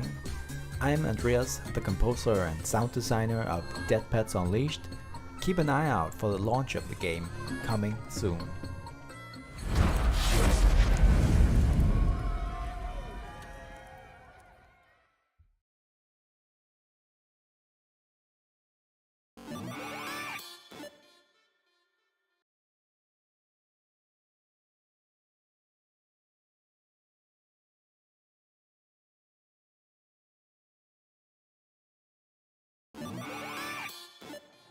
I'm Tom Avatars.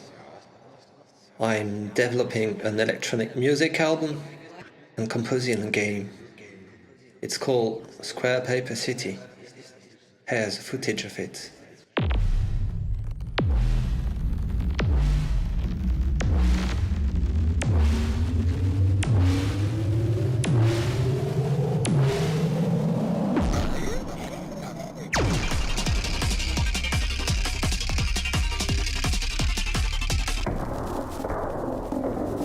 One year ago, I decided to make a concert version of it.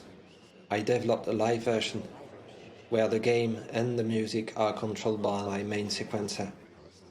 I played it for the first time last May.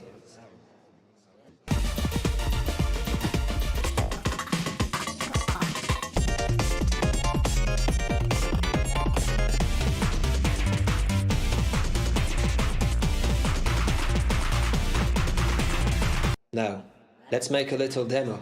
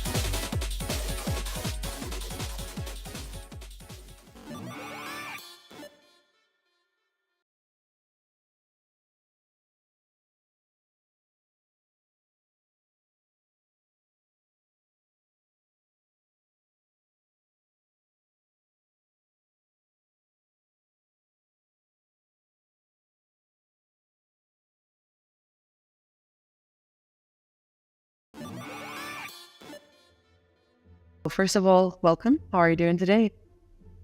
Hello, thanks. I'm doing quite great here in Lithuania. Brilliant. And I can see that you are in a studio as well. That looks very soundproof too. Yeah, it's actually the studio I built myself. Did all the engineering for it. It's essentially totally airtight room suspended on rubber pillows in an airtight enclosure that's part of the house that used to be garage. So I managed to even record rock bands here while my family was sleeping in the same house. That's super handy. So yeah, it was a really interesting project and it proved to be useful. Yes, absolutely. And I mean, Human Fall Flat, come on, let's talk about it. It's reaching its 7th birthday, which, well, it had just passed. Congratulations to you and to the team for working on it. It's such a huge thing that's been happening. So, can you tell me about just the journey over the past 7 years? Like, we want to know a little bit more about, your journey from perhaps releasing the game to the experience with the community and the different works that, the different departments have all worked into it. How were you able to perhaps support the game for so long? I don't know, it happened quite organically. I released the game when it was ready to be released, and then I had some more ideas on the levels, what to add to it. And I was working on those levels, adding it, improving the game feel and everything. And the community had its own ideas, what they want in the game, like multiplayer, which I initially said, no, it's not possible. But then due to community being over enthusiastic, I said, okay, let's try it. But it was all with disclaimer, like, this will not work, but you asked for it, let's try it. Yeah. Everyone was super happy about that, and I was creating more levels, and Curve helped produce some more levels. And then when Workshop was released, community started creating lots of content. Yep. Yes.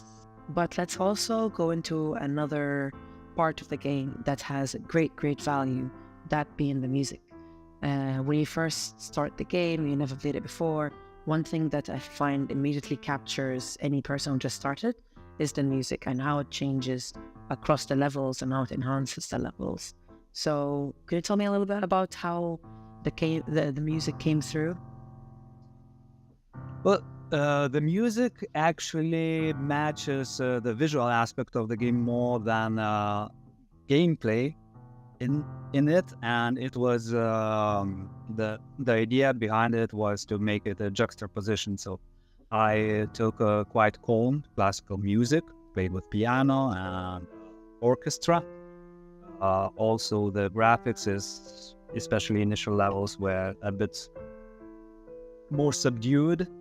And then in narrator voice is deep and serious, and then player lands and he starts doing nonsense and creates comedy. So another aspect why I went with this type of music is being a parent. I've seen my kids playing games with music more oriented towards children, super playful and cheerful, and you are sitting in the next room and it continues hitting you. So I decided to use no or very little percussion as possible, and also the music style that was picked works quite well as a background music. It's non-intrusive, but if you are in game, it's quite immersive, I think. Yes, so I think it really elevates the gameplay experience. And then for my next question, there's been some rumors that the original game music has been recorded in the Abbey Road studio. What's the level of truthness of that? Can you tell us a little bit more about it? There is something with that particular studio, but unfortunately the soundtrack was not recorded there. Soundtrack was recorded in this home studio, but they did remastering for vinyl. They released a limited run. Okay, so the vinyls were recorded there. Yeah, I was not there recording. Sorry to disappoint you. It's okay. In my opinion, I think this whole little story now you told me about the studio and how it's, in your home and then also made by you is quite, more personal in a way, despite the big glamour that the Abbey Road studio has. Now, we all know that with every level, there's a new track that comes on. So do you have a favorite from the ones that are already released, whether they are recent ones or, very old OGs? And also why? Well, I quite like the menu level, and it was chosen to be the menu level once I had quite substantial amount of soundtrack already done. So I picked it as sort of main theme.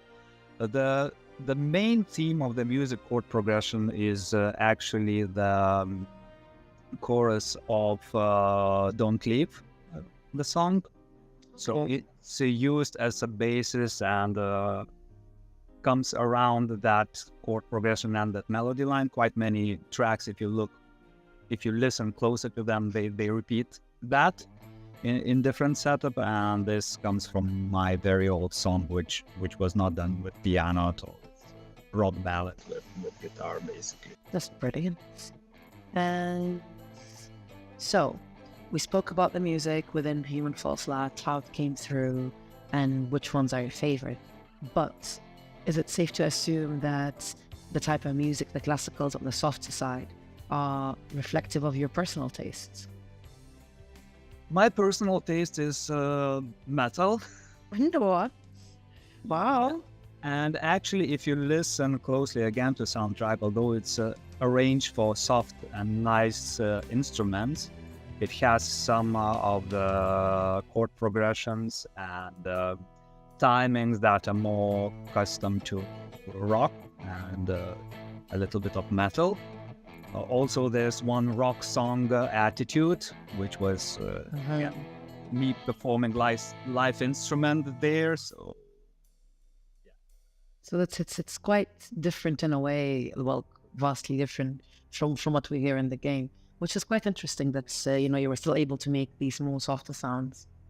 Yeah, also, if you take metal, they have lots of really nice ballads, which sounds kind of pop music in terms of heaviness, but it has really different feel. So I was going more into that type of feeling, try and create soft music with sort of heavy feel in it. Yeah. Well, I think this is brilliant. I think the work done on Human Fall Flat in terms of the sound and the music, it really helps with the ambience. And I think now hearing again like more about the journey of making these sounds, somehow I feel like I appreciate them even more. It's like there's added value now because I know the backstory. So now moving on to the levels. What game levels do you feel more attached to? And that can include community-made levels as well. Well, those are sort of two different things. Yes. But one part of that is really my babies created, and I spent a lot of effort into them. So I started the game without knowing too much of modeling. So as the game progresses, the levels get more pretty, more complex, because I started with intro level, which is really plain, but I kind of like its aesthetics. So I'm really attached to that. Even I have the fountain poster there. Then I also like the looks and play of a mountain level where you start climbing. It's sort of empty, abandoned, but has some perspective of cozy house on the hill. But the best for me is the castle level, and I've spent the most time on that. I already started to know a bit of modeling, a bit of game design, much more than when initial levels were built. So it's kind of really nice. That's brilliant. And then, so we now know your favorites, but you said that for the other side, the ones I asked about in terms of the community, are a whole separate feeling, I'm sure. But is there any levels that maybe had perhaps surprised you or stood out for you? And this is like in relation to the community, since obviously they were not mentioned. Actually, all the levels are pretty interesting, but golf level is quite fun. It's simple. Some of the levels are a bit more challenging or tedious sometimes, and not in a bad way. They are fun to play in co-op, but golf is quite nice. You can play it alone, and it's very clear visual language and clean progression, and some of the things done there, it's just brilliant. I mean, without changing any of the game internals, they managed to create like doors that are blocked by just using props there and connecting everything. So yeah, I quite like Blood. It's amazing. Well, thank you for sharing. And I think with this, we are coming perhaps to the close of our interview. Yeah, thank you very much for your time and for answering all these questions. And yeah, I guess I'll see you around.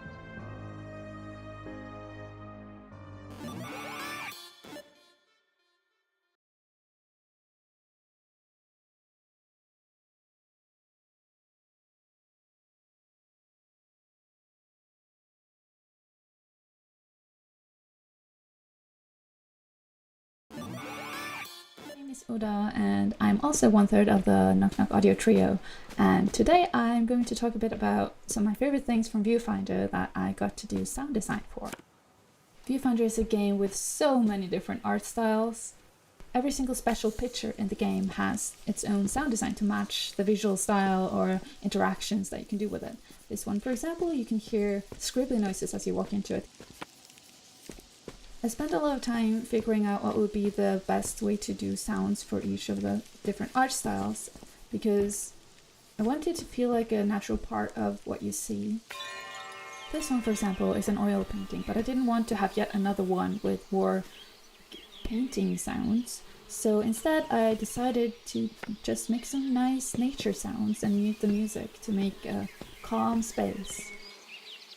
A lot of people don't really notice sound design, and some even claim they don't care about it, but I don't think that's true, because just the jump sound right here, I've seen so many faces light up from this little thing, and that would not happen if it didn't matter. The sounds in the game affect so much of what you feel when you play it. For this crayon drawing, the footsteps change to paper because you're walking on paper, and people do notice. There's so much attention to detail that goes into sound design that people don't recognize. And now we are entering a dungeon in some old school RPG of some sort. And here I wanted all the sounds to sound very crunchy and low quality.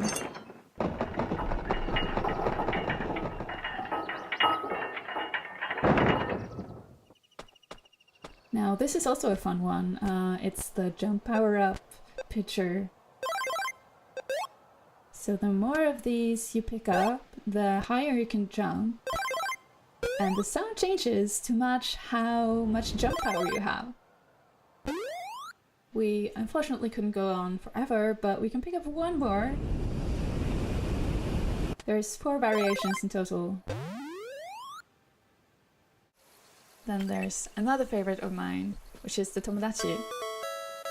And the music that you hear is Mozart. I don't remember when or where I first heard it, but there's like rumors that playing classical music for plants make them grow, so that was a fun thing to add. The Impossible Triangle, probably the strangest sound design of them all. Each object that you can see floating has its own musical instrument kind of attached to it. The result is this spaced out musical ambience that I'm honestly very happy with.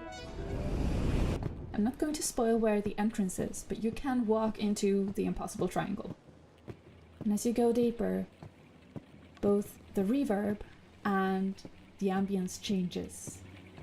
And if you go all the way to the end, there's this strange tune that pitches up as you get closer. Some people seem to think that there's a puzzle or some other reason for this to be here, but honestly I was just having a fun day at work and experimenting with ideas.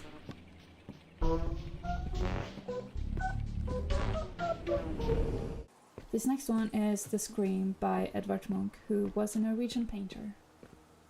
Now, the sound from this picture was not supposed to be what it is, but it went into the announcement trailer, so it stayed. I changed it up a little bit though, just to make it more fun, so if you copy them and place more, you are eventually going to have a screaming choir. And since Edvard Munch was Norwegian and I'm Norwegian, I decided to add a conversation to the people on the bridge. So these are two of my friends just chatting about grabbing food later and being tired of walking up all the hills in Oslo. Now before I go, I also want to point out that you can write stuff on the blackboard. We spent a lot of time implementing the audio for this to make it sound as realistic as possible, so please use it.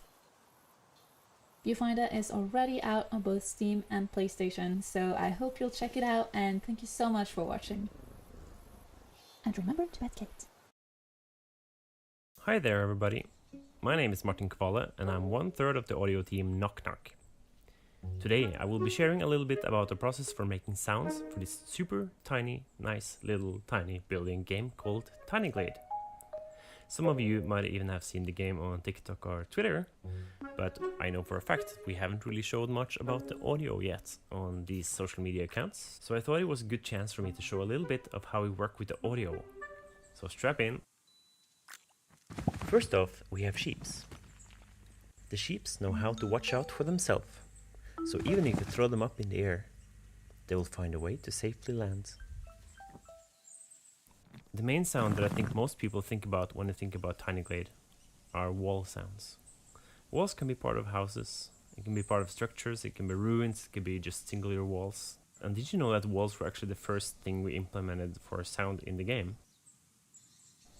So I wanted to showcase a wall a little bit, and the best place to start here is to show the process. Here's the first idea of the wall that we had in the game. I would say my style is generally quite cutesy and has a lot of small details and clunkiness and ploppiness. So let's listen to that. This was certainly fun to do, but we also realized that this is not quite the style for Tiny Glade. The main thing we wanted to do with Tiny Glade is to make it feel quite tactile. And we decided that even if things should sound cute, they should also feel and sound fairly realistic. So having that in mind, we went back to the drawing board and I present to you number 3, the proper wall.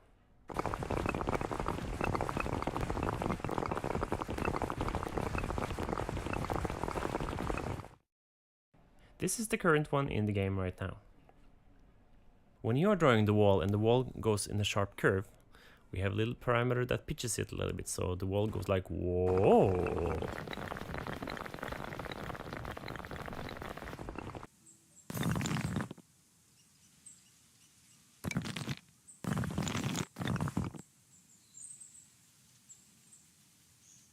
We have a way of detecting if the wall is higher versus lower. Basically, it will sound heavier the taller it is as you're dragging more bricks around.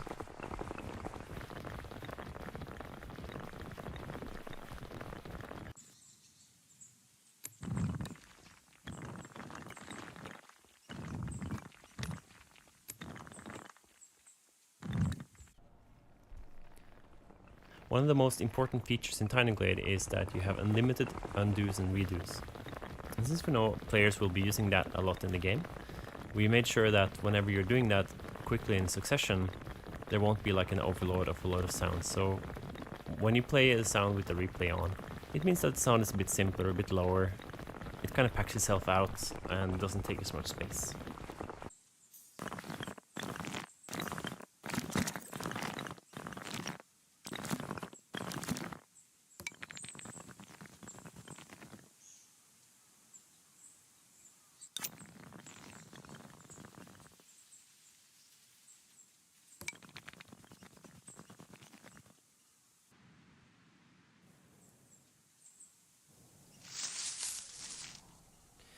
In addition, we can move our camera around and we can zoom in and out.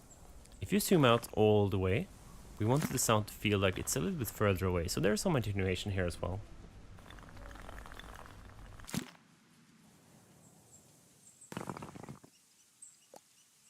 Another very important thing is the brush speed. With the brush speed we can detect how fast the player is performing an action, And thereby we fade it in more or fade it out more, and also like pitch it a little bit. And based on how fast the player is moving their mouse, we attenuate the sound to match that feeling. We also tried adding a little detail sound that if you have a window in the wall, it also plays a little glassy sound as you're dragging it. So far we've shown you a few examples of specifically just one sound the wall event. However, Tiny Glade really shines when it comes to the interaction between elements. I just wanted to show you a little bit how the different things could interact with each other, here by showing how we draw a path through various objects.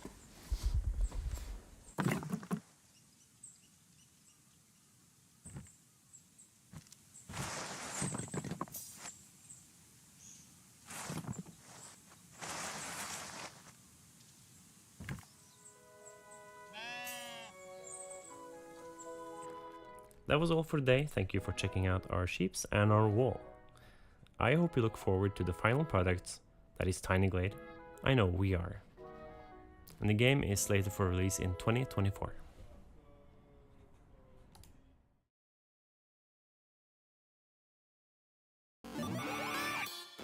And welcome back, gamers, to Save and Sound. When was the last time you drank water, by the way? Sludge Life 2 is on sale right now. Dead Pets Unleashed has a demo available for download, and Playhear Square Paper City has a demo.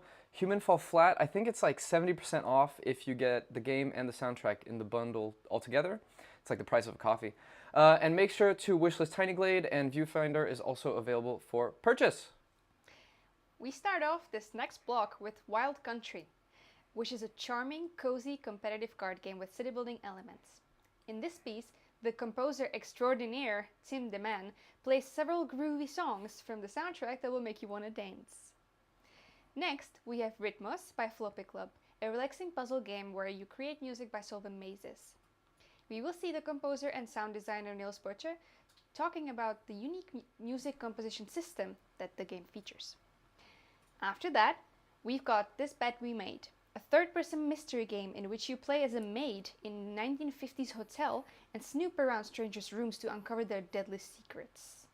First, the composer Samuel Desrosiers will go over his composing process, and then we'll get to see a smooth performance by him on guitar, Rémi Cormier on trumpet, and Eric Bollé-Brouillard on drums. And our fourth piece will be Goodbye Volcano High, a cinematic narrative adventure about love, change, and the end of the world. Omar and Marcella will be talking about the game's soundtrack, and to finish off this block, we will be looking at Akatori, an epic Metroidvania where your staff is your weapon, platforming tool, and companion, all at the same time. Vlad will be performing some tracks from the OST. And we hope to see you later for our last hosting block of today after this segment, and we'll be picking out the winners for the Stream Deck Plus. Enjoy the content!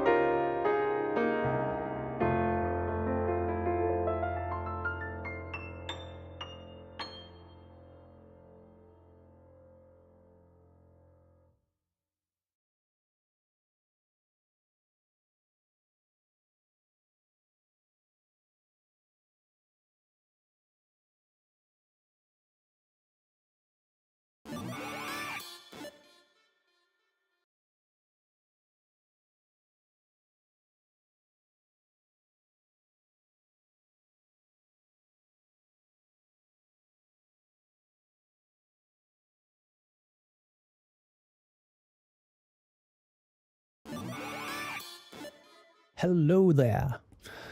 My name is Niels Butcher, and I'm the sound designer and composer behind the game called Rytmos. In this video, I'm going to show you some of the nerdy details behind the music composition system that we have. But before digging into that part, I'm just going to talk briefly about the game and what it's all about. Rytmos is a music-based puzzle game. The story is very simple. It all starts in a musical universe where everything is harmonic and peaceful. Suddenly something happens. A Big Bang or similar tears everything apart from each other, and shortly after, all musical instruments, scales, harmonies, structures, and so on are fragmented all over the universe.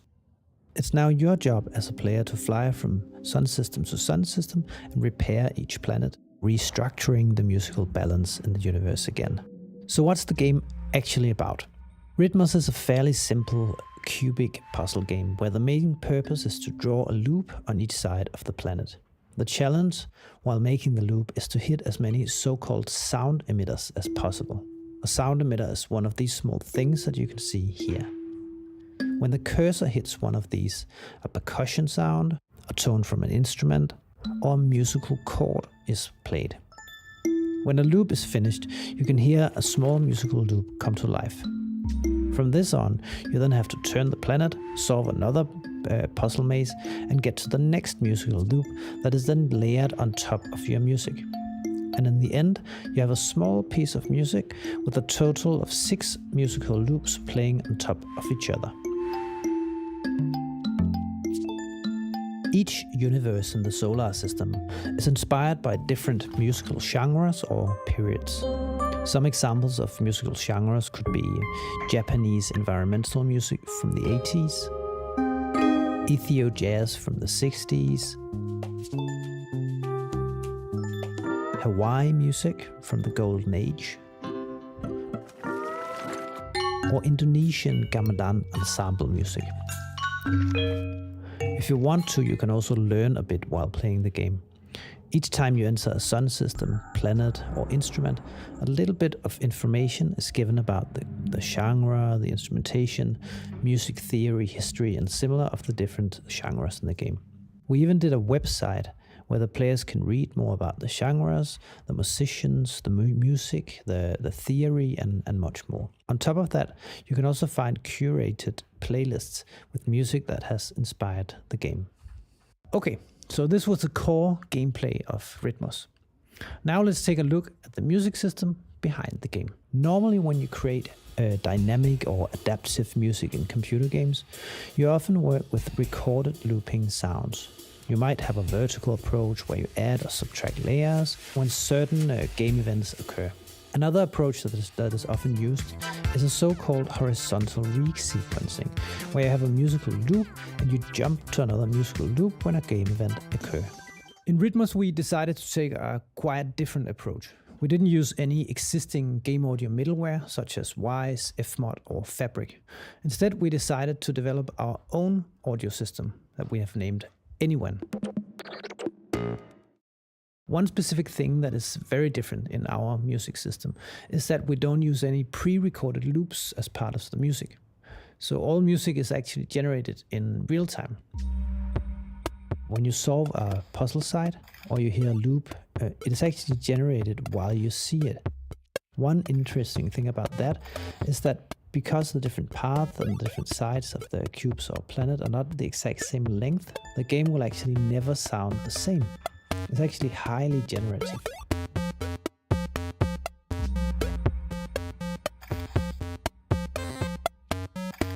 In the game we have more than 300 different musical instruments with 3 octaves or 36 different tones each that we can then program and play in real time during the game. Currently in Rytmos we have all these scales available. Ethiopian basal scales, Japanese scales, Indonesian slendro scales, and all the different Western church scales and much more. All of these scales can of course also be tuned in C, F, G major or whatever you would like to tune them in. Creating the music for Rytmos was a fairly long and complex process because the music was extremely tight together with the gameplay of the game. So whenever a puzzle design was changed, the music had to be changed completely again. While developing the game, the first thing that was focused on was creating some interesting puzzle mechanics and some fun puzzles. When the puzzle design was done, I often, as a sound designer, received the puzzles, and then I had to make them sound good somehow, and also sound as they were belonging to the correct genre. This is an example of how a planet could sound when I first received it. This is actually supposed to be an Ethiopian jazz planet, so as you can hear, we are pretty far from goal at this point. So let's take a look at the process of making this one sound a bit more like Ethiopian jazz from the 60s. First of all, you have to choose the type of instrument you want on each side of the planet. Let's kick off with some sort of percussive instrument, perhaps a whisper snare drum. And maybe it's a little bit too slow, so maybe change the subdivision to 8. So now we have some sort of drum pattern to start with. And as you can see, it's actually synced up to the game in real time. Let's perhaps make a bass line. So from out of the different instruments we have, let's choose some more bluesy bass thing. Next step is then to create a sequence for this bass line. You can do that random, or you can create a sequence. So let's make a bit of a sequence. Perhaps let's speed this a little bit up. And now we're ready with a sequence. So now it sounds like this. Perhaps this doesn't really sound like Ethiopian jazz, so maybe let's try to change the BPM, and perhaps also instead of a 8-bit Phrygian scale, let's choose an Ethiopian embassal scale in D, and let's try to see how that sounds. And as you can hear, we are slowly moving towards a little bit more Ethiopian jazz style-ish music. So let's perhaps try to add a more chord-based instrument, in this case a more jazzy guitar. And as you can see here, we could also create chords. So let's try to create a chord with the 9th and the 11th step of the scale. Let's try to copy that, and let's make a third one that we pull a bit down, and a 5th one that we perhaps pull a bit up. Let's perhaps add 2 more, like this. Now slowly we have some sort of chord movement. If you want to have it a bit more like a real guitar, you can change the strumming, so the tones doesn't come at the exact same time. You can actually also change the humanization, so you make it a little less computerized. But now we have something that is a little bit more like Ethiopian jazz. And this is how the planets sound in the game.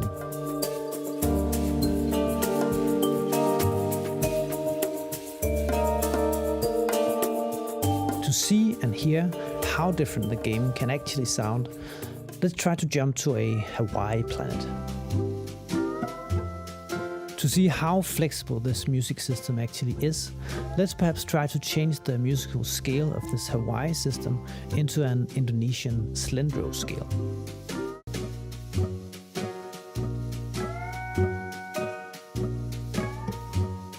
An Ethiopian embassal scale. Now let's try to change it into a Japanese Hirojoshi scale.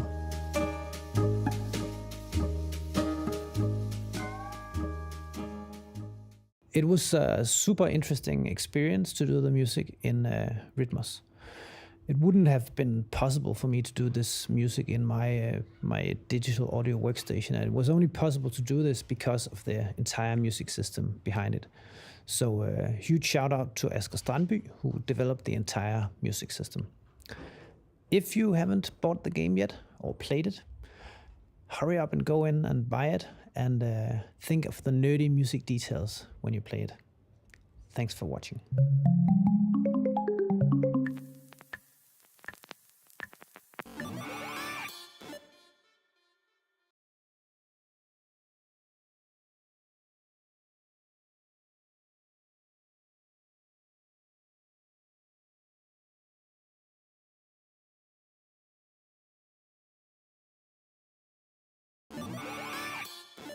I am the music composer for This Bed We Made, a game developed by Lowbird Games.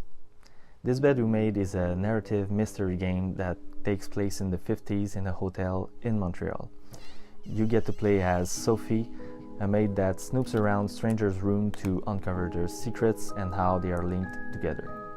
We wanted the game to be an immersive and cinematic experience, so the music was created to reflect that. There is a lot of cutscenes, and all of them was scored to picture with great attention to detail. They flow seamlessly from gameplay to cutscenes.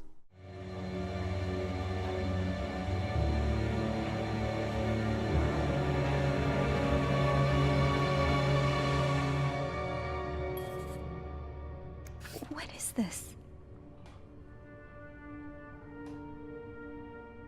The music of This Bed We Made is mysterious, dark and suspenseful, but also lighthearted, tragic and even romantic at times.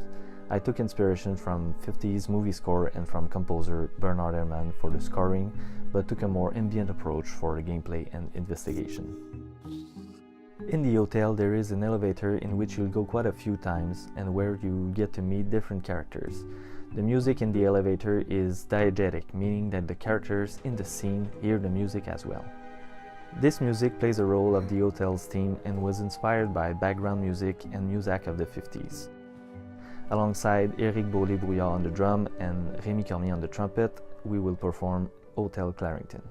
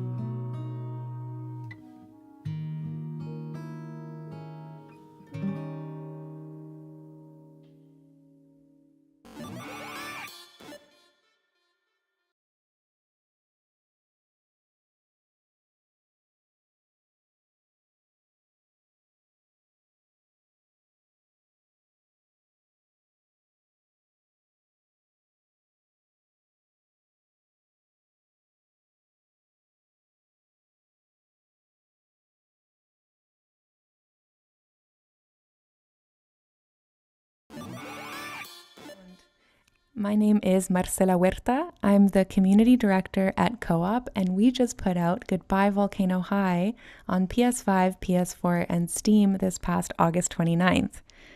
Goodbye Volcano High follows Fang, a non-binary pterosaur who is facing the end of the world.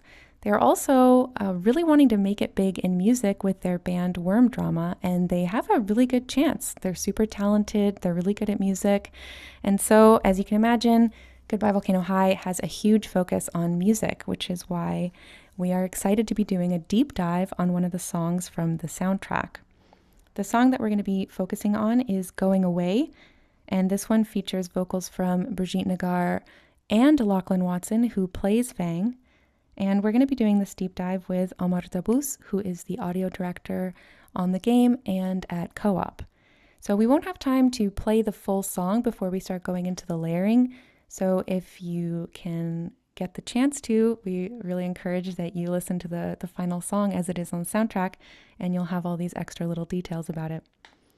So the first thing that I really wanted to talk to Omar about is the vocals, because I believe that this is one of the only songs on the soundtrack that has both Lachlan and Brigitte, and I'm really curious about that beautiful duet. So I'm going to pass it off to Omar. That is true. It is one of the only songs that has both of them. It's either one or the other in the other ones. It was really fun to get to work with Lachlan because we didn't know if we were going to be able to do it. And many people, including our voice director, said that their vocals match closely enough that it's not too bad. And that is true. And if we kind of solo these vocals here. Took my time to take it easy. Take my mind to make it easy. You can see that they're actually kind of similar and they work really well together. And it was really fun to say to Lachlan, like, would you be interested in doing one of these songs as a duet? Because this is the only song I believe that Lachlan sings vocals on that isn't a diegetic song. But it is supposedly written by Fang. Amazing. Yeah, their vocals are remarkably similar. I was actually, when we were listening to it, I was trying to figure out who was who, and I couldn't. And even in the solos, like, they're very subtle differences between the two of them. It's really nice. I feel like it really adds to the fullness of the song. Yeah, absolutely. And it lets us get away with using Brigitte on some of the other songs that Lachlan wasn't able to record with us. Totally. Yeah, it's amazing. And this, I've said this to you a few times now, I think, but this song has my favorite drums on the whole soundtrack. Oh, yeah. I'm obsessed with the drums. I would love it if you would show us how you did those. So unfortunately, this is one of those like later bounces I had to do when I migrated computers, and it doesn't have all of the raw tracks, but I do have the bounced version of the drums, and I can kind of explain what I did to them. I think it's this one.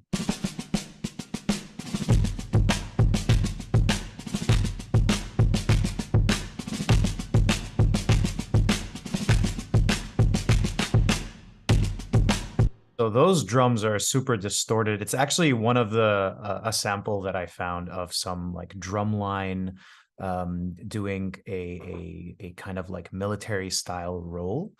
And I took that, I slowed it down, I pitched it down and added a bunch of distortion on it with a little bit of reverb, just to have really hear it in the kick, that distortion.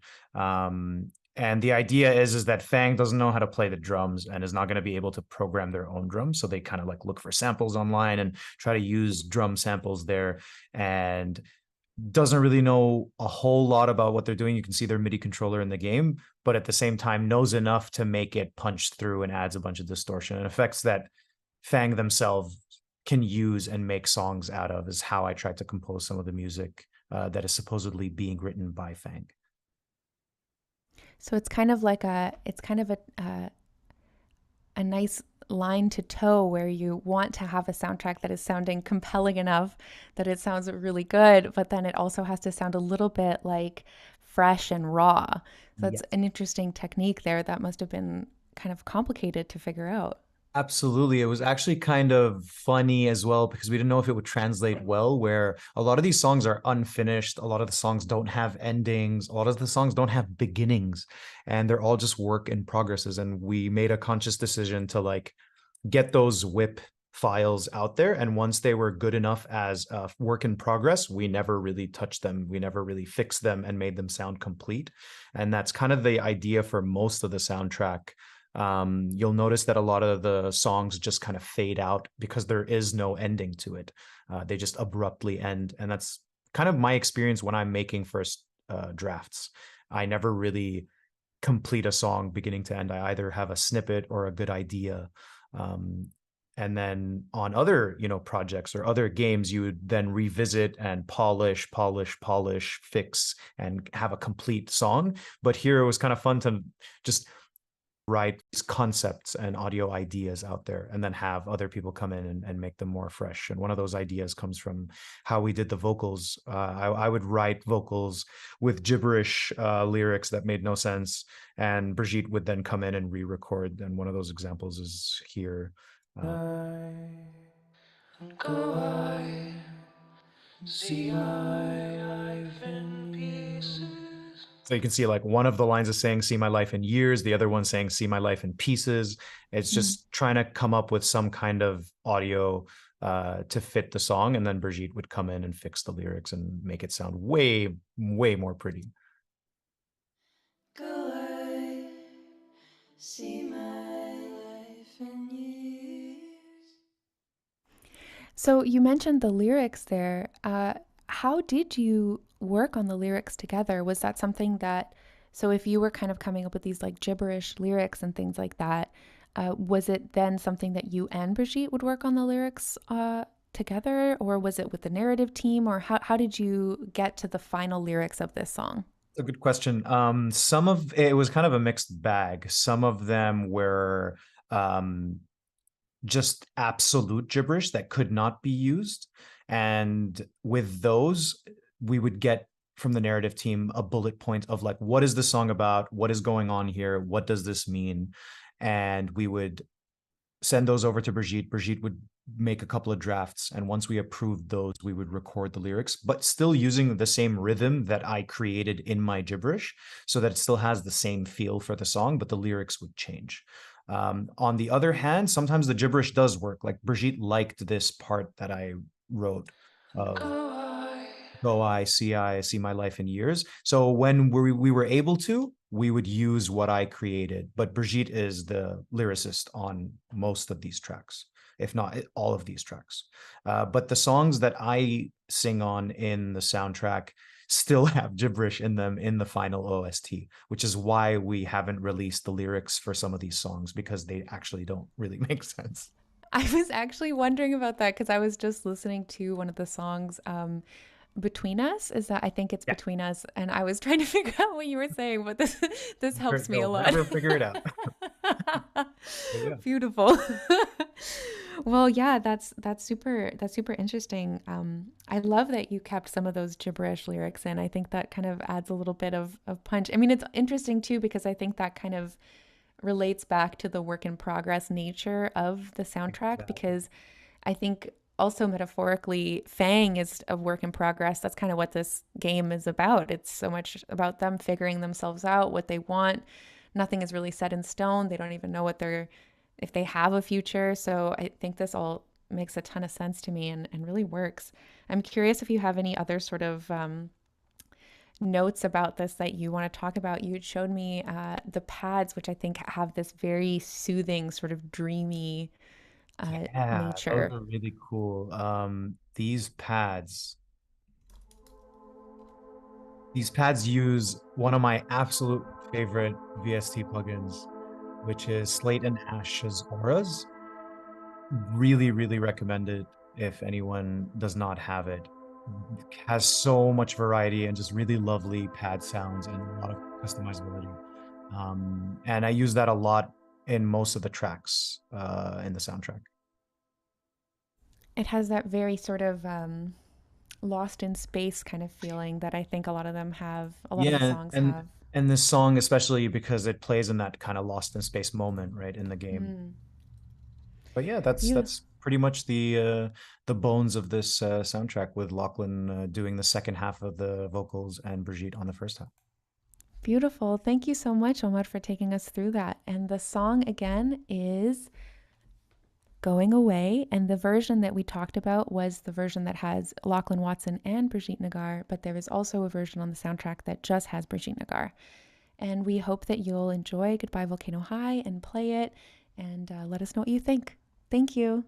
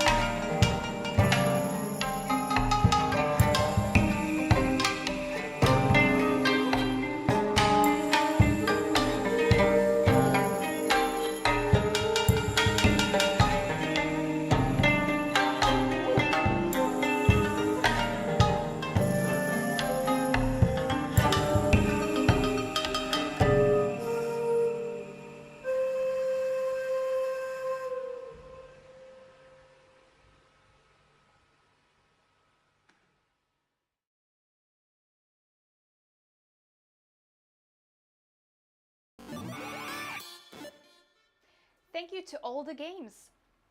Wild Country is available for wishlisting, Rytmos is on sale, and this bed we made has a demo you can try out. Don't forget to wishlist Goodbye Volcano High and Akatori. So the last block of the day is upon us. But up next, we have Station to Station, a minimalist and relaxing game about building railway connections, which will be providing us with a deep dive on the game's soundtrack.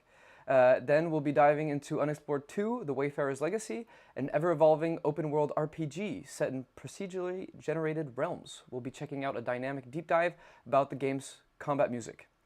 And we will end Save and Sound Day 2 with Tchia, a tropical open-world adventure where you can take control of any animal or object you can find, and you can jam on your fully playable ukulele. Millie, and Michelle from Michelle in the Pit talk about the sounds of all the objects and animals you can actually possess. We have also picked out the winners for tonight's giveaway. The shiny Elgato Stream Deck Plus goes to Dmitry Shmalev. Congrats! As to the Steam keys, these 4 winners are each getting a pack of them. Shattered Drift, New Donk Shitty, Hall 1 TS1JA, and the letter 10. Congratulations! We will shoot you a mail about it soon. So, since this is the last hosting segment, as Hans said, we would like to thank everyone for sticking around and watching the show. It really means the world to us. Also, thank you to all the lovely developers, composers, designers, and musicians for making this amazing content. And thank you to our kind sponsors, Valve, Lurkit, Ico Partners, Elgato, and AMD for supporting Save and Sound. And I would like to give a special shout out to Charisse and Samir in chat. But before we go, a word from our sponsors. I've always wanted to say that. Raid Shadow, no, sorry. We got Elgato with the Stream Deck Mobile. Transform your iPhone or iPad into a powerful command center with Stream Deck Mobile. Control workflows, lighting, audio, and more with ease. Personalize with icons, custom layouts, folders, and new backgrounds. Get 6 keys free forever or go pro with over 64. Elevate your creative game today. And shout out to Lurkit. It's an influencer marketing platform that connects content creators with game developers and brands to forge long-lasting relationships. So go on lurkit.gg to get started today. We actually use them for Save and Sound. Yes. Tomorrow, we will be live at 10 a.m. PT, 7 p.m. TST, right here on YouTube, Steam, and Twitch. Day 3 will be the last show day for Save and Sound. We will be tuning in to Manor Lords, Inscription, Vampire Survivors, Stray Gods, Exo 1, and many more. Have a nice rest of the day and see you tomorrow. Bye-bye.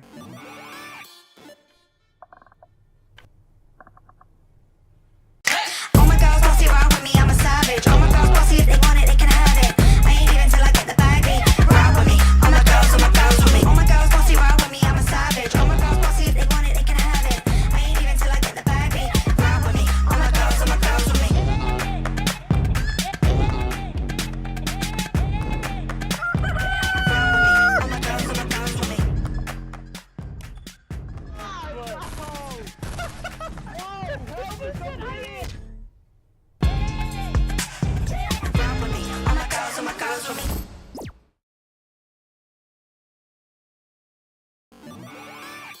Paul Aubry. I'm a composer based in Montreal, and I'll be showing you some music I did for the game Station to Station.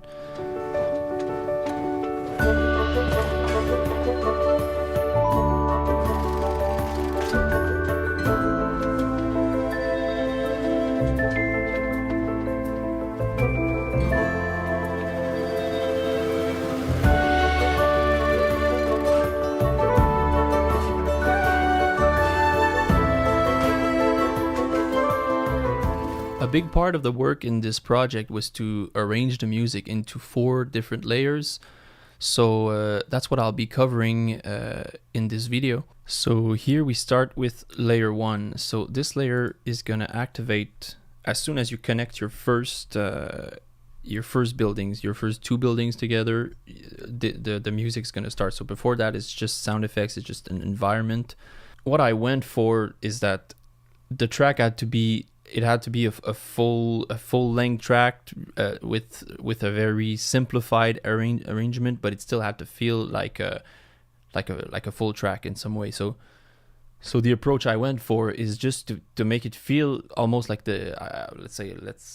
I'll call it like the piano solo approach, where you listen to a piano solo album and it's gonna like there's one instrument and it sounds full, but it's only one instrument, so it might sound soft.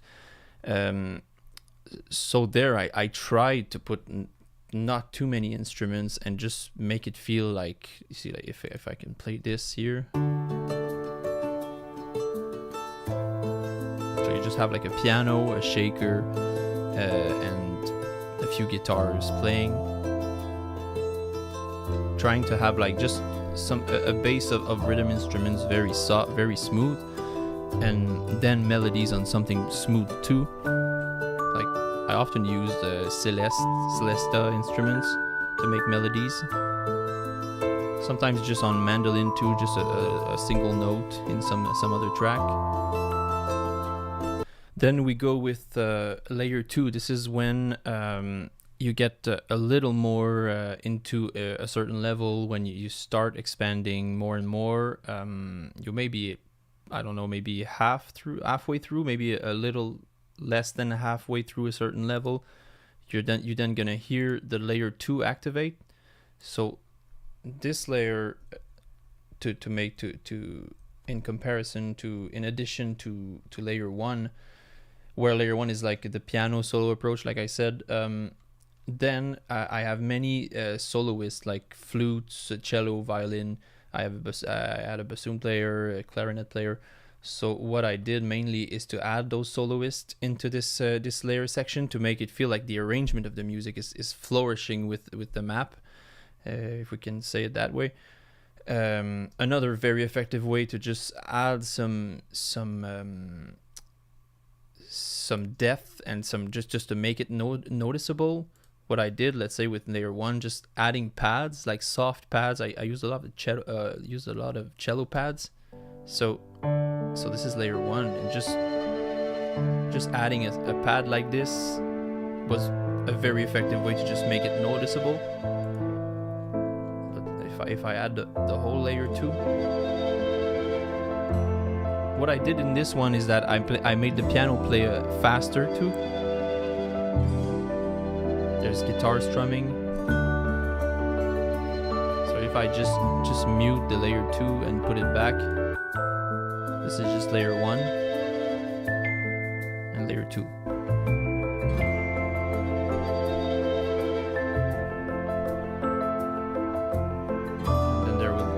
And then there will come the solo instruments.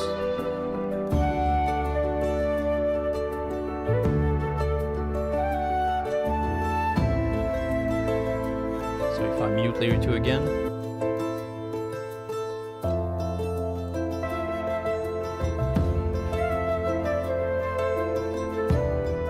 so what's happening then with layer 3 in the game is that what we try to make the player feel is that he's doing something good, he's progressing, he's coming, like he's near the end of a level, he will complete it soon.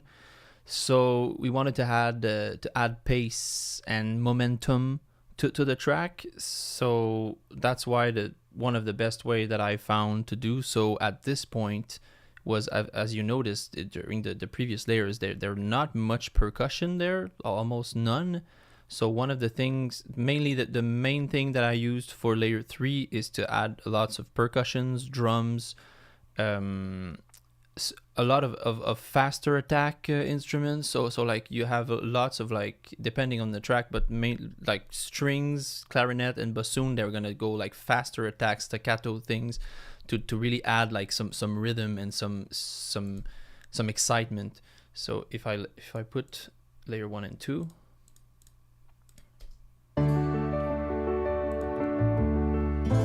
and then at some point in the game, if you connect more buildings and things together, then you might hear this layer coming in while things are expanding.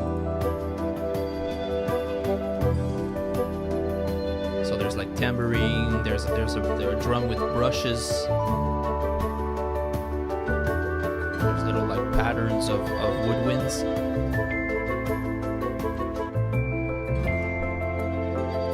There's also this drum that I use a lot in layer 3, which is like a it's a brush drum, and it reminds me a bit of the sound of the train. So I wanted to use that just to make it feel like the train is moving forward.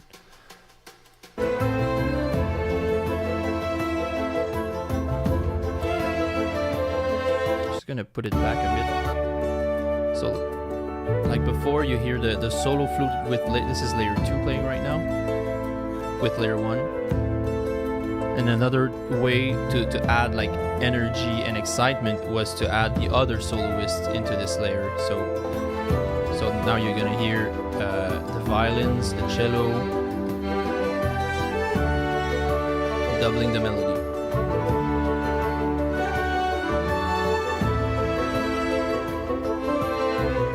Then finally we have layer 4 that's gonna be on top of layer 1, 2, and 3.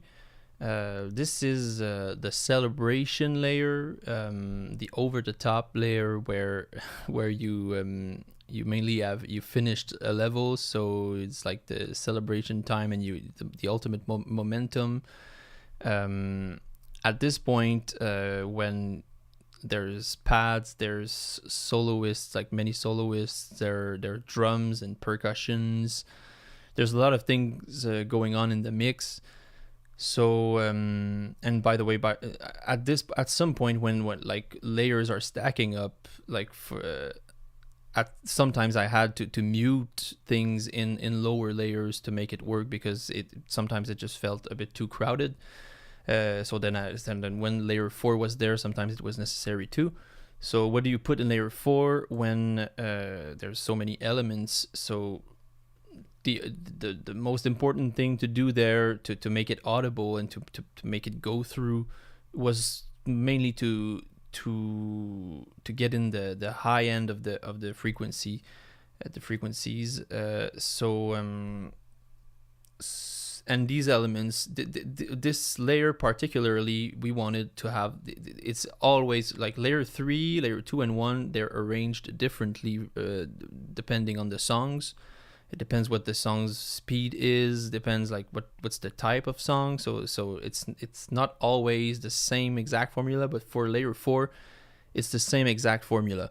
It's always the same sound. The sound always do. They mainly what they do is that they cover the whole songs with like harmonically, because again, this is a layer that you will hear during 10 to 15 seconds, and then it's gonna fade out again, because if you hear it all the time, it's gonna be counterintuitive, like it's gonna be too much. So the formula used all the time for layer 4 was choirs and mellotrons. A bit so you have this pad over here. It's covering every all the track, and there's subtle runs of bells. There's like cymbals going like to just push you forward. A bit of cymbals to fill it up a bit. There's like a choo-choo reference, like whistle. So with everything, that's what it gives with everything.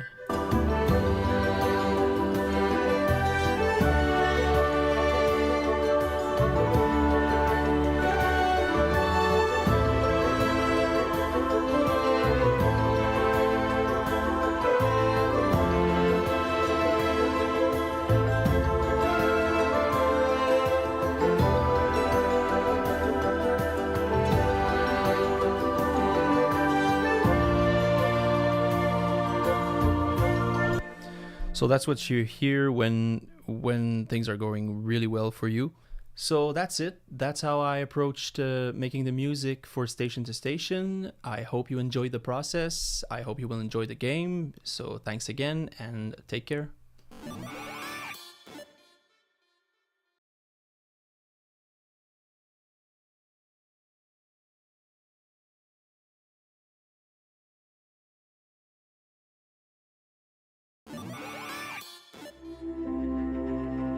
My name is Matthijs Dieriks and I'm the composer for Unexplored 2. Today I'm gonna tell you a bit about how we created the adaptive bits of the soundtrack. Why adaptive music? First of all, you have to understand that Unexplored 2 is a completely generative game. It takes content generation way beyond what has been done before. It generates the entire world. Within those worlds it generates lands, and within those lands it generates levels, and within those levels there is all sorts of puzzles and buildings and enemies, and we just don't know exactly what the player is going to experience. So to make sure that the music will be fitting to what the player is experiencing, we needed the music to be adaptive. Adaptive music isn't new. It's been around for literal decades in the games industry. There are a couple of different approaches, and the most popular approach is that what I like to call the laying down the rails as you go along. Imagine you have all these pieces of music, and depending on the state of the game, the system chooses a piece of music and sets it in front of the piece of music that is playing now. And so if it's going really bad, it takes this piece. If it's going really great, it takes that piece, and all these pieces will fit together. That works perfectly for a couple of AAA games. It's production-wise, it's not really achievable most of the times for indie studios. And I have another issue with that approach, which is I do believe that music, even soundtracks, should have, some sort of horizontal progression.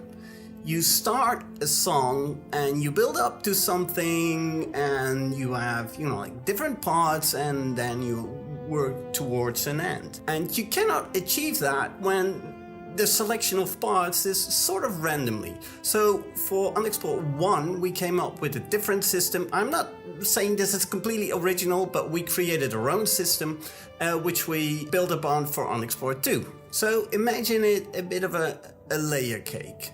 You have a foundation of dough. When you put strawberries and cream on top of that, it's going to be a sweet cake. But when you put meat or less harmful stuff on it, you create an entirely different kind of flavor, but you still retain the same foundation. That's the idea we were using for the soundtracks of Unexplored 1 and 2. So we created several layers of music, and not simple, these are the strings, and when it's getting exciting, we're adding percussion. No, we tried to approach it slightly more musically. So we created the music in Cubase Pro using all sorts of virtual instruments, a virtual orchestra, and sometimes a real instrument. And we put those files into Fmod, which is a very popular audio sort of bridge to Unity, and the game obviously was made in Unity. So this is what the layers look like in Fmod. In the middle you have the basic layer. It's sort of atmospheric but still neutral music, and it sounds a bit like this.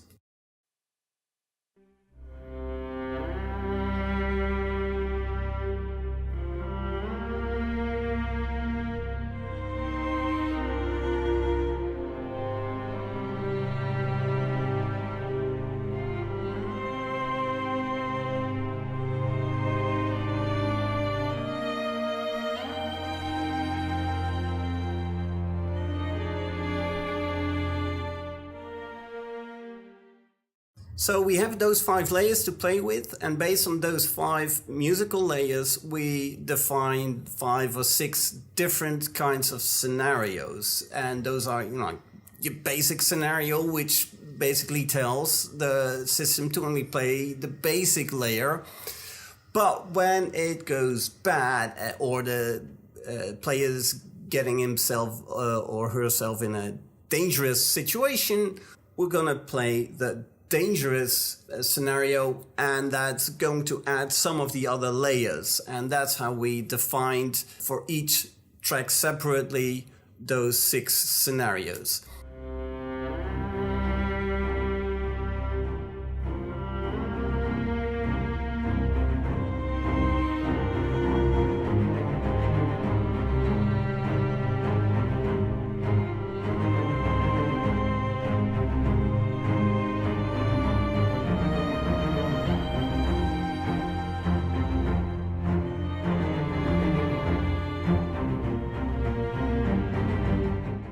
prevent a situation in which the layers were constantly switching from, like very dramatic to very cheerful, we decided to add a minimum duration for every single scenario, and also a maximum duration, because sometimes you just don't want this dramatic music to go on for 3 minutes, because then the effect starts to wear off and it gets kind of tedious. You're like, yeah, we know we are in a dangerous situation, so bugger off. And the same goes for the fade in and the fade outs between the different scenarios. It wasn't always 6 seconds. It could be as much as 12, and it could be as little as 2.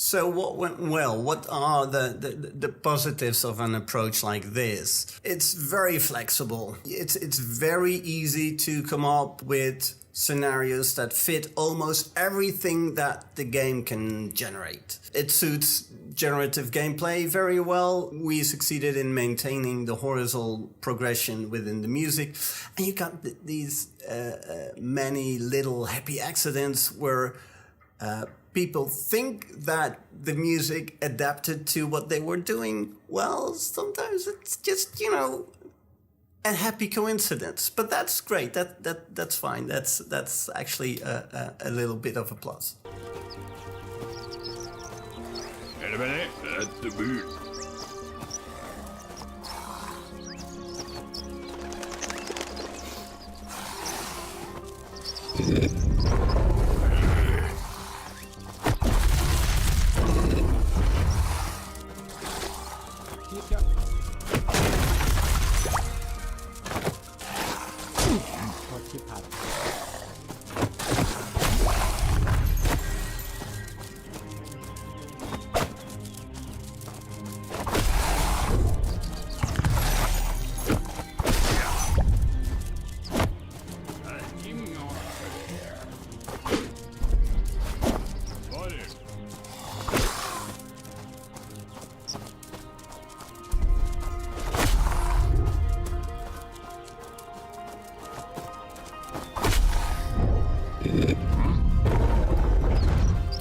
So why wouldn't you do it? What are the downsides of something like the system we use? Well, first of all, it takes just a ridiculous amount of time to produce. You have to compose way more music, you have to tweak a lot of values when you've done producing and composing the music. So it's just a lot of time that goes into the production. And 5 layers, to be honest, it's very flexible, but it's also overly complicated. I would suggest using only 3 layers. And something else, which was very weird. At one point, I noticed that the game director and I were trying to sort of replace or replicate sound effects with the music, where when you would achieve something in the game, you would hear this cheerful music for a couple of seconds to, communicate, well done, player. That is not something that you should do with music. That should be done with sound effects. Generative games are hard to test anyhow, but to test your adaptive music system within a generative game is ridiculously difficult.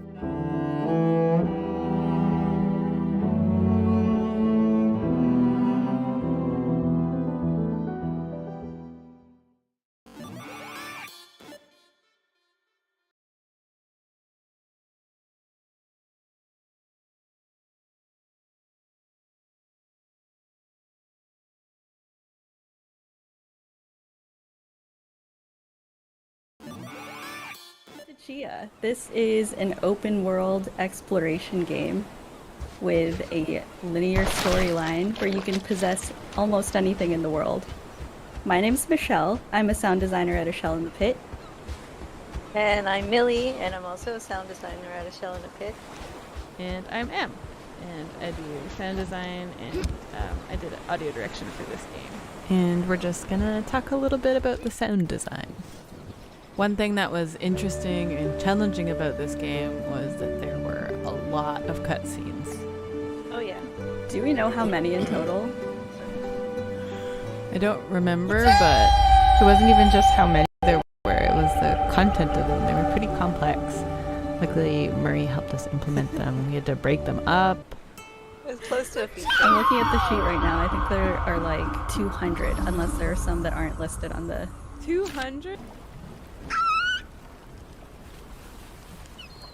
That seagull was Millie. Like, that sounds like me. Yeah, that's me. That's you. I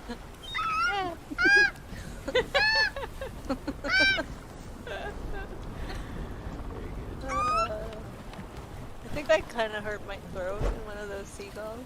Goodbye, Millie. Bye. A really cool part of this game is you can be any object. Yeah.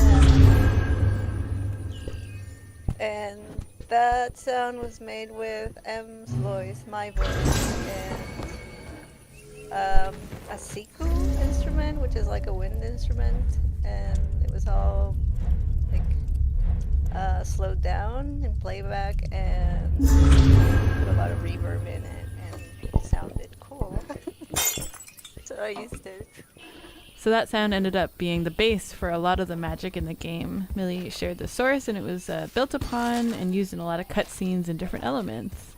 The fact that you could possess and turn into anything in the game made for a lot of impact sounds.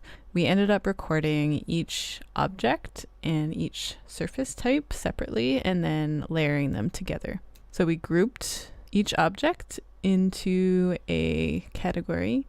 We had rock, ceramic, glass, wood, all kinds of different metallic objects, lots of food objects, and plastic. And then there was also special ones that needed their own sound that didn't fit into any category. And then these were our surface types and object types for different sizes on each surface. This is what all that ended up looking like in Fmod. We have pitch and volume curve for intensities. We had to be really generic with all of our impact recordings because it had to work on any of the surfaces. And then here's what some of the surfaces sounded like. And then this was an early test of all that. We had this great testing level. Everything's not fine-tuned yet, but I just wanted to show how many impacts there were. And those surfaces around the side was for testing as well. So I would possess each of these objects and jump around on those surfaces.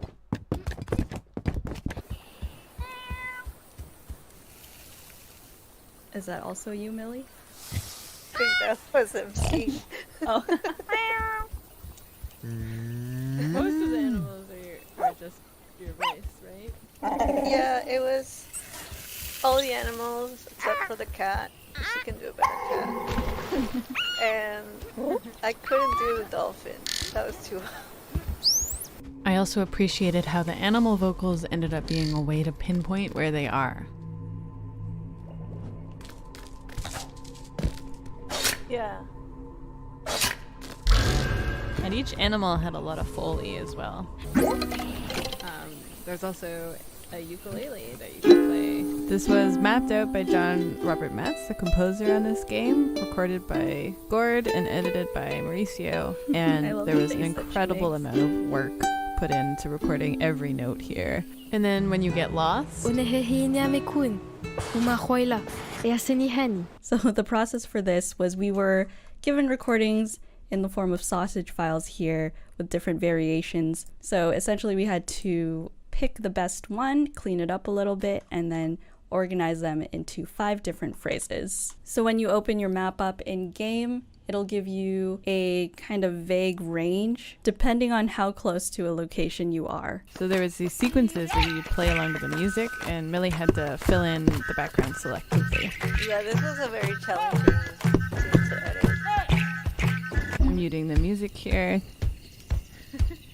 It was really hard to match. You had to kind of match the movement, but also match it to the music because of the stomping. Yeah.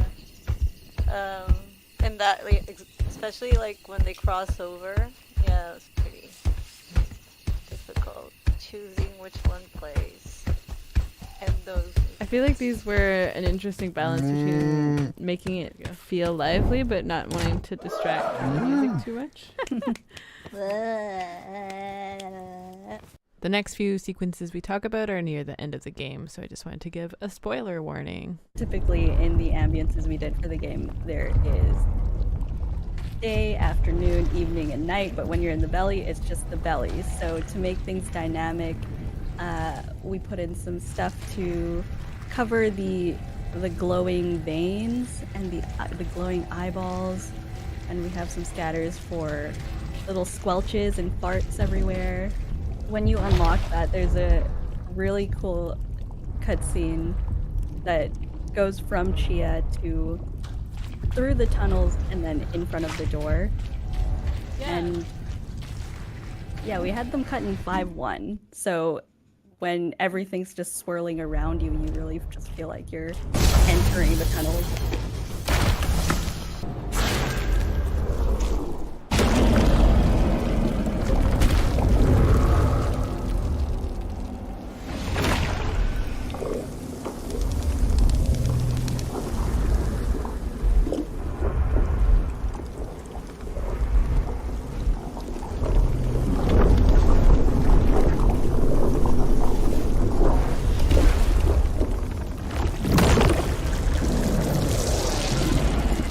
Nice.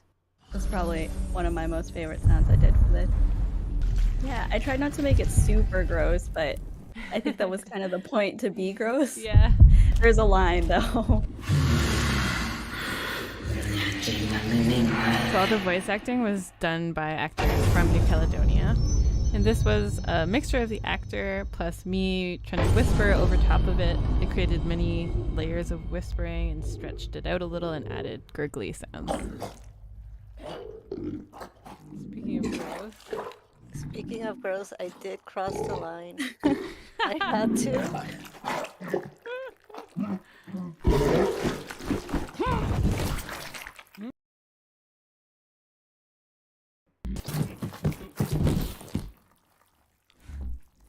Were there like farts in there or something? I sneaked some farts in there. I wanted to have fun.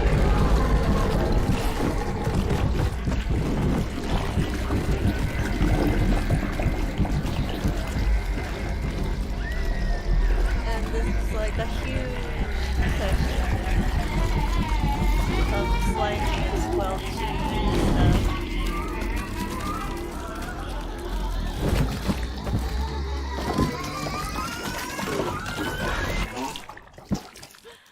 So good. Yeah.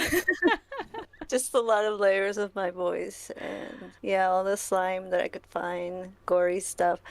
I mean, trying not to be so gross, but it's kind of hard with that scene. Yeah. I like that we had the opportunity to do simple sounds like all the foliage and footsteps to all the wild stuff with Miavora.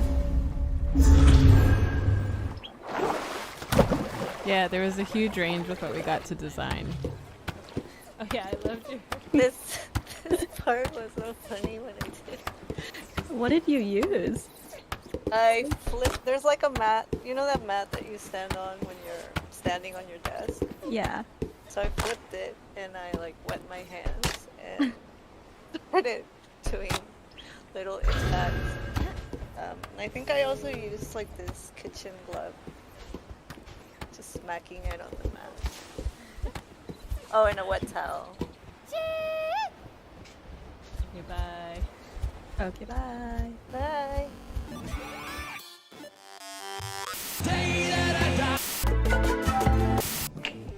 tangible. Is back. Awesome. Oh!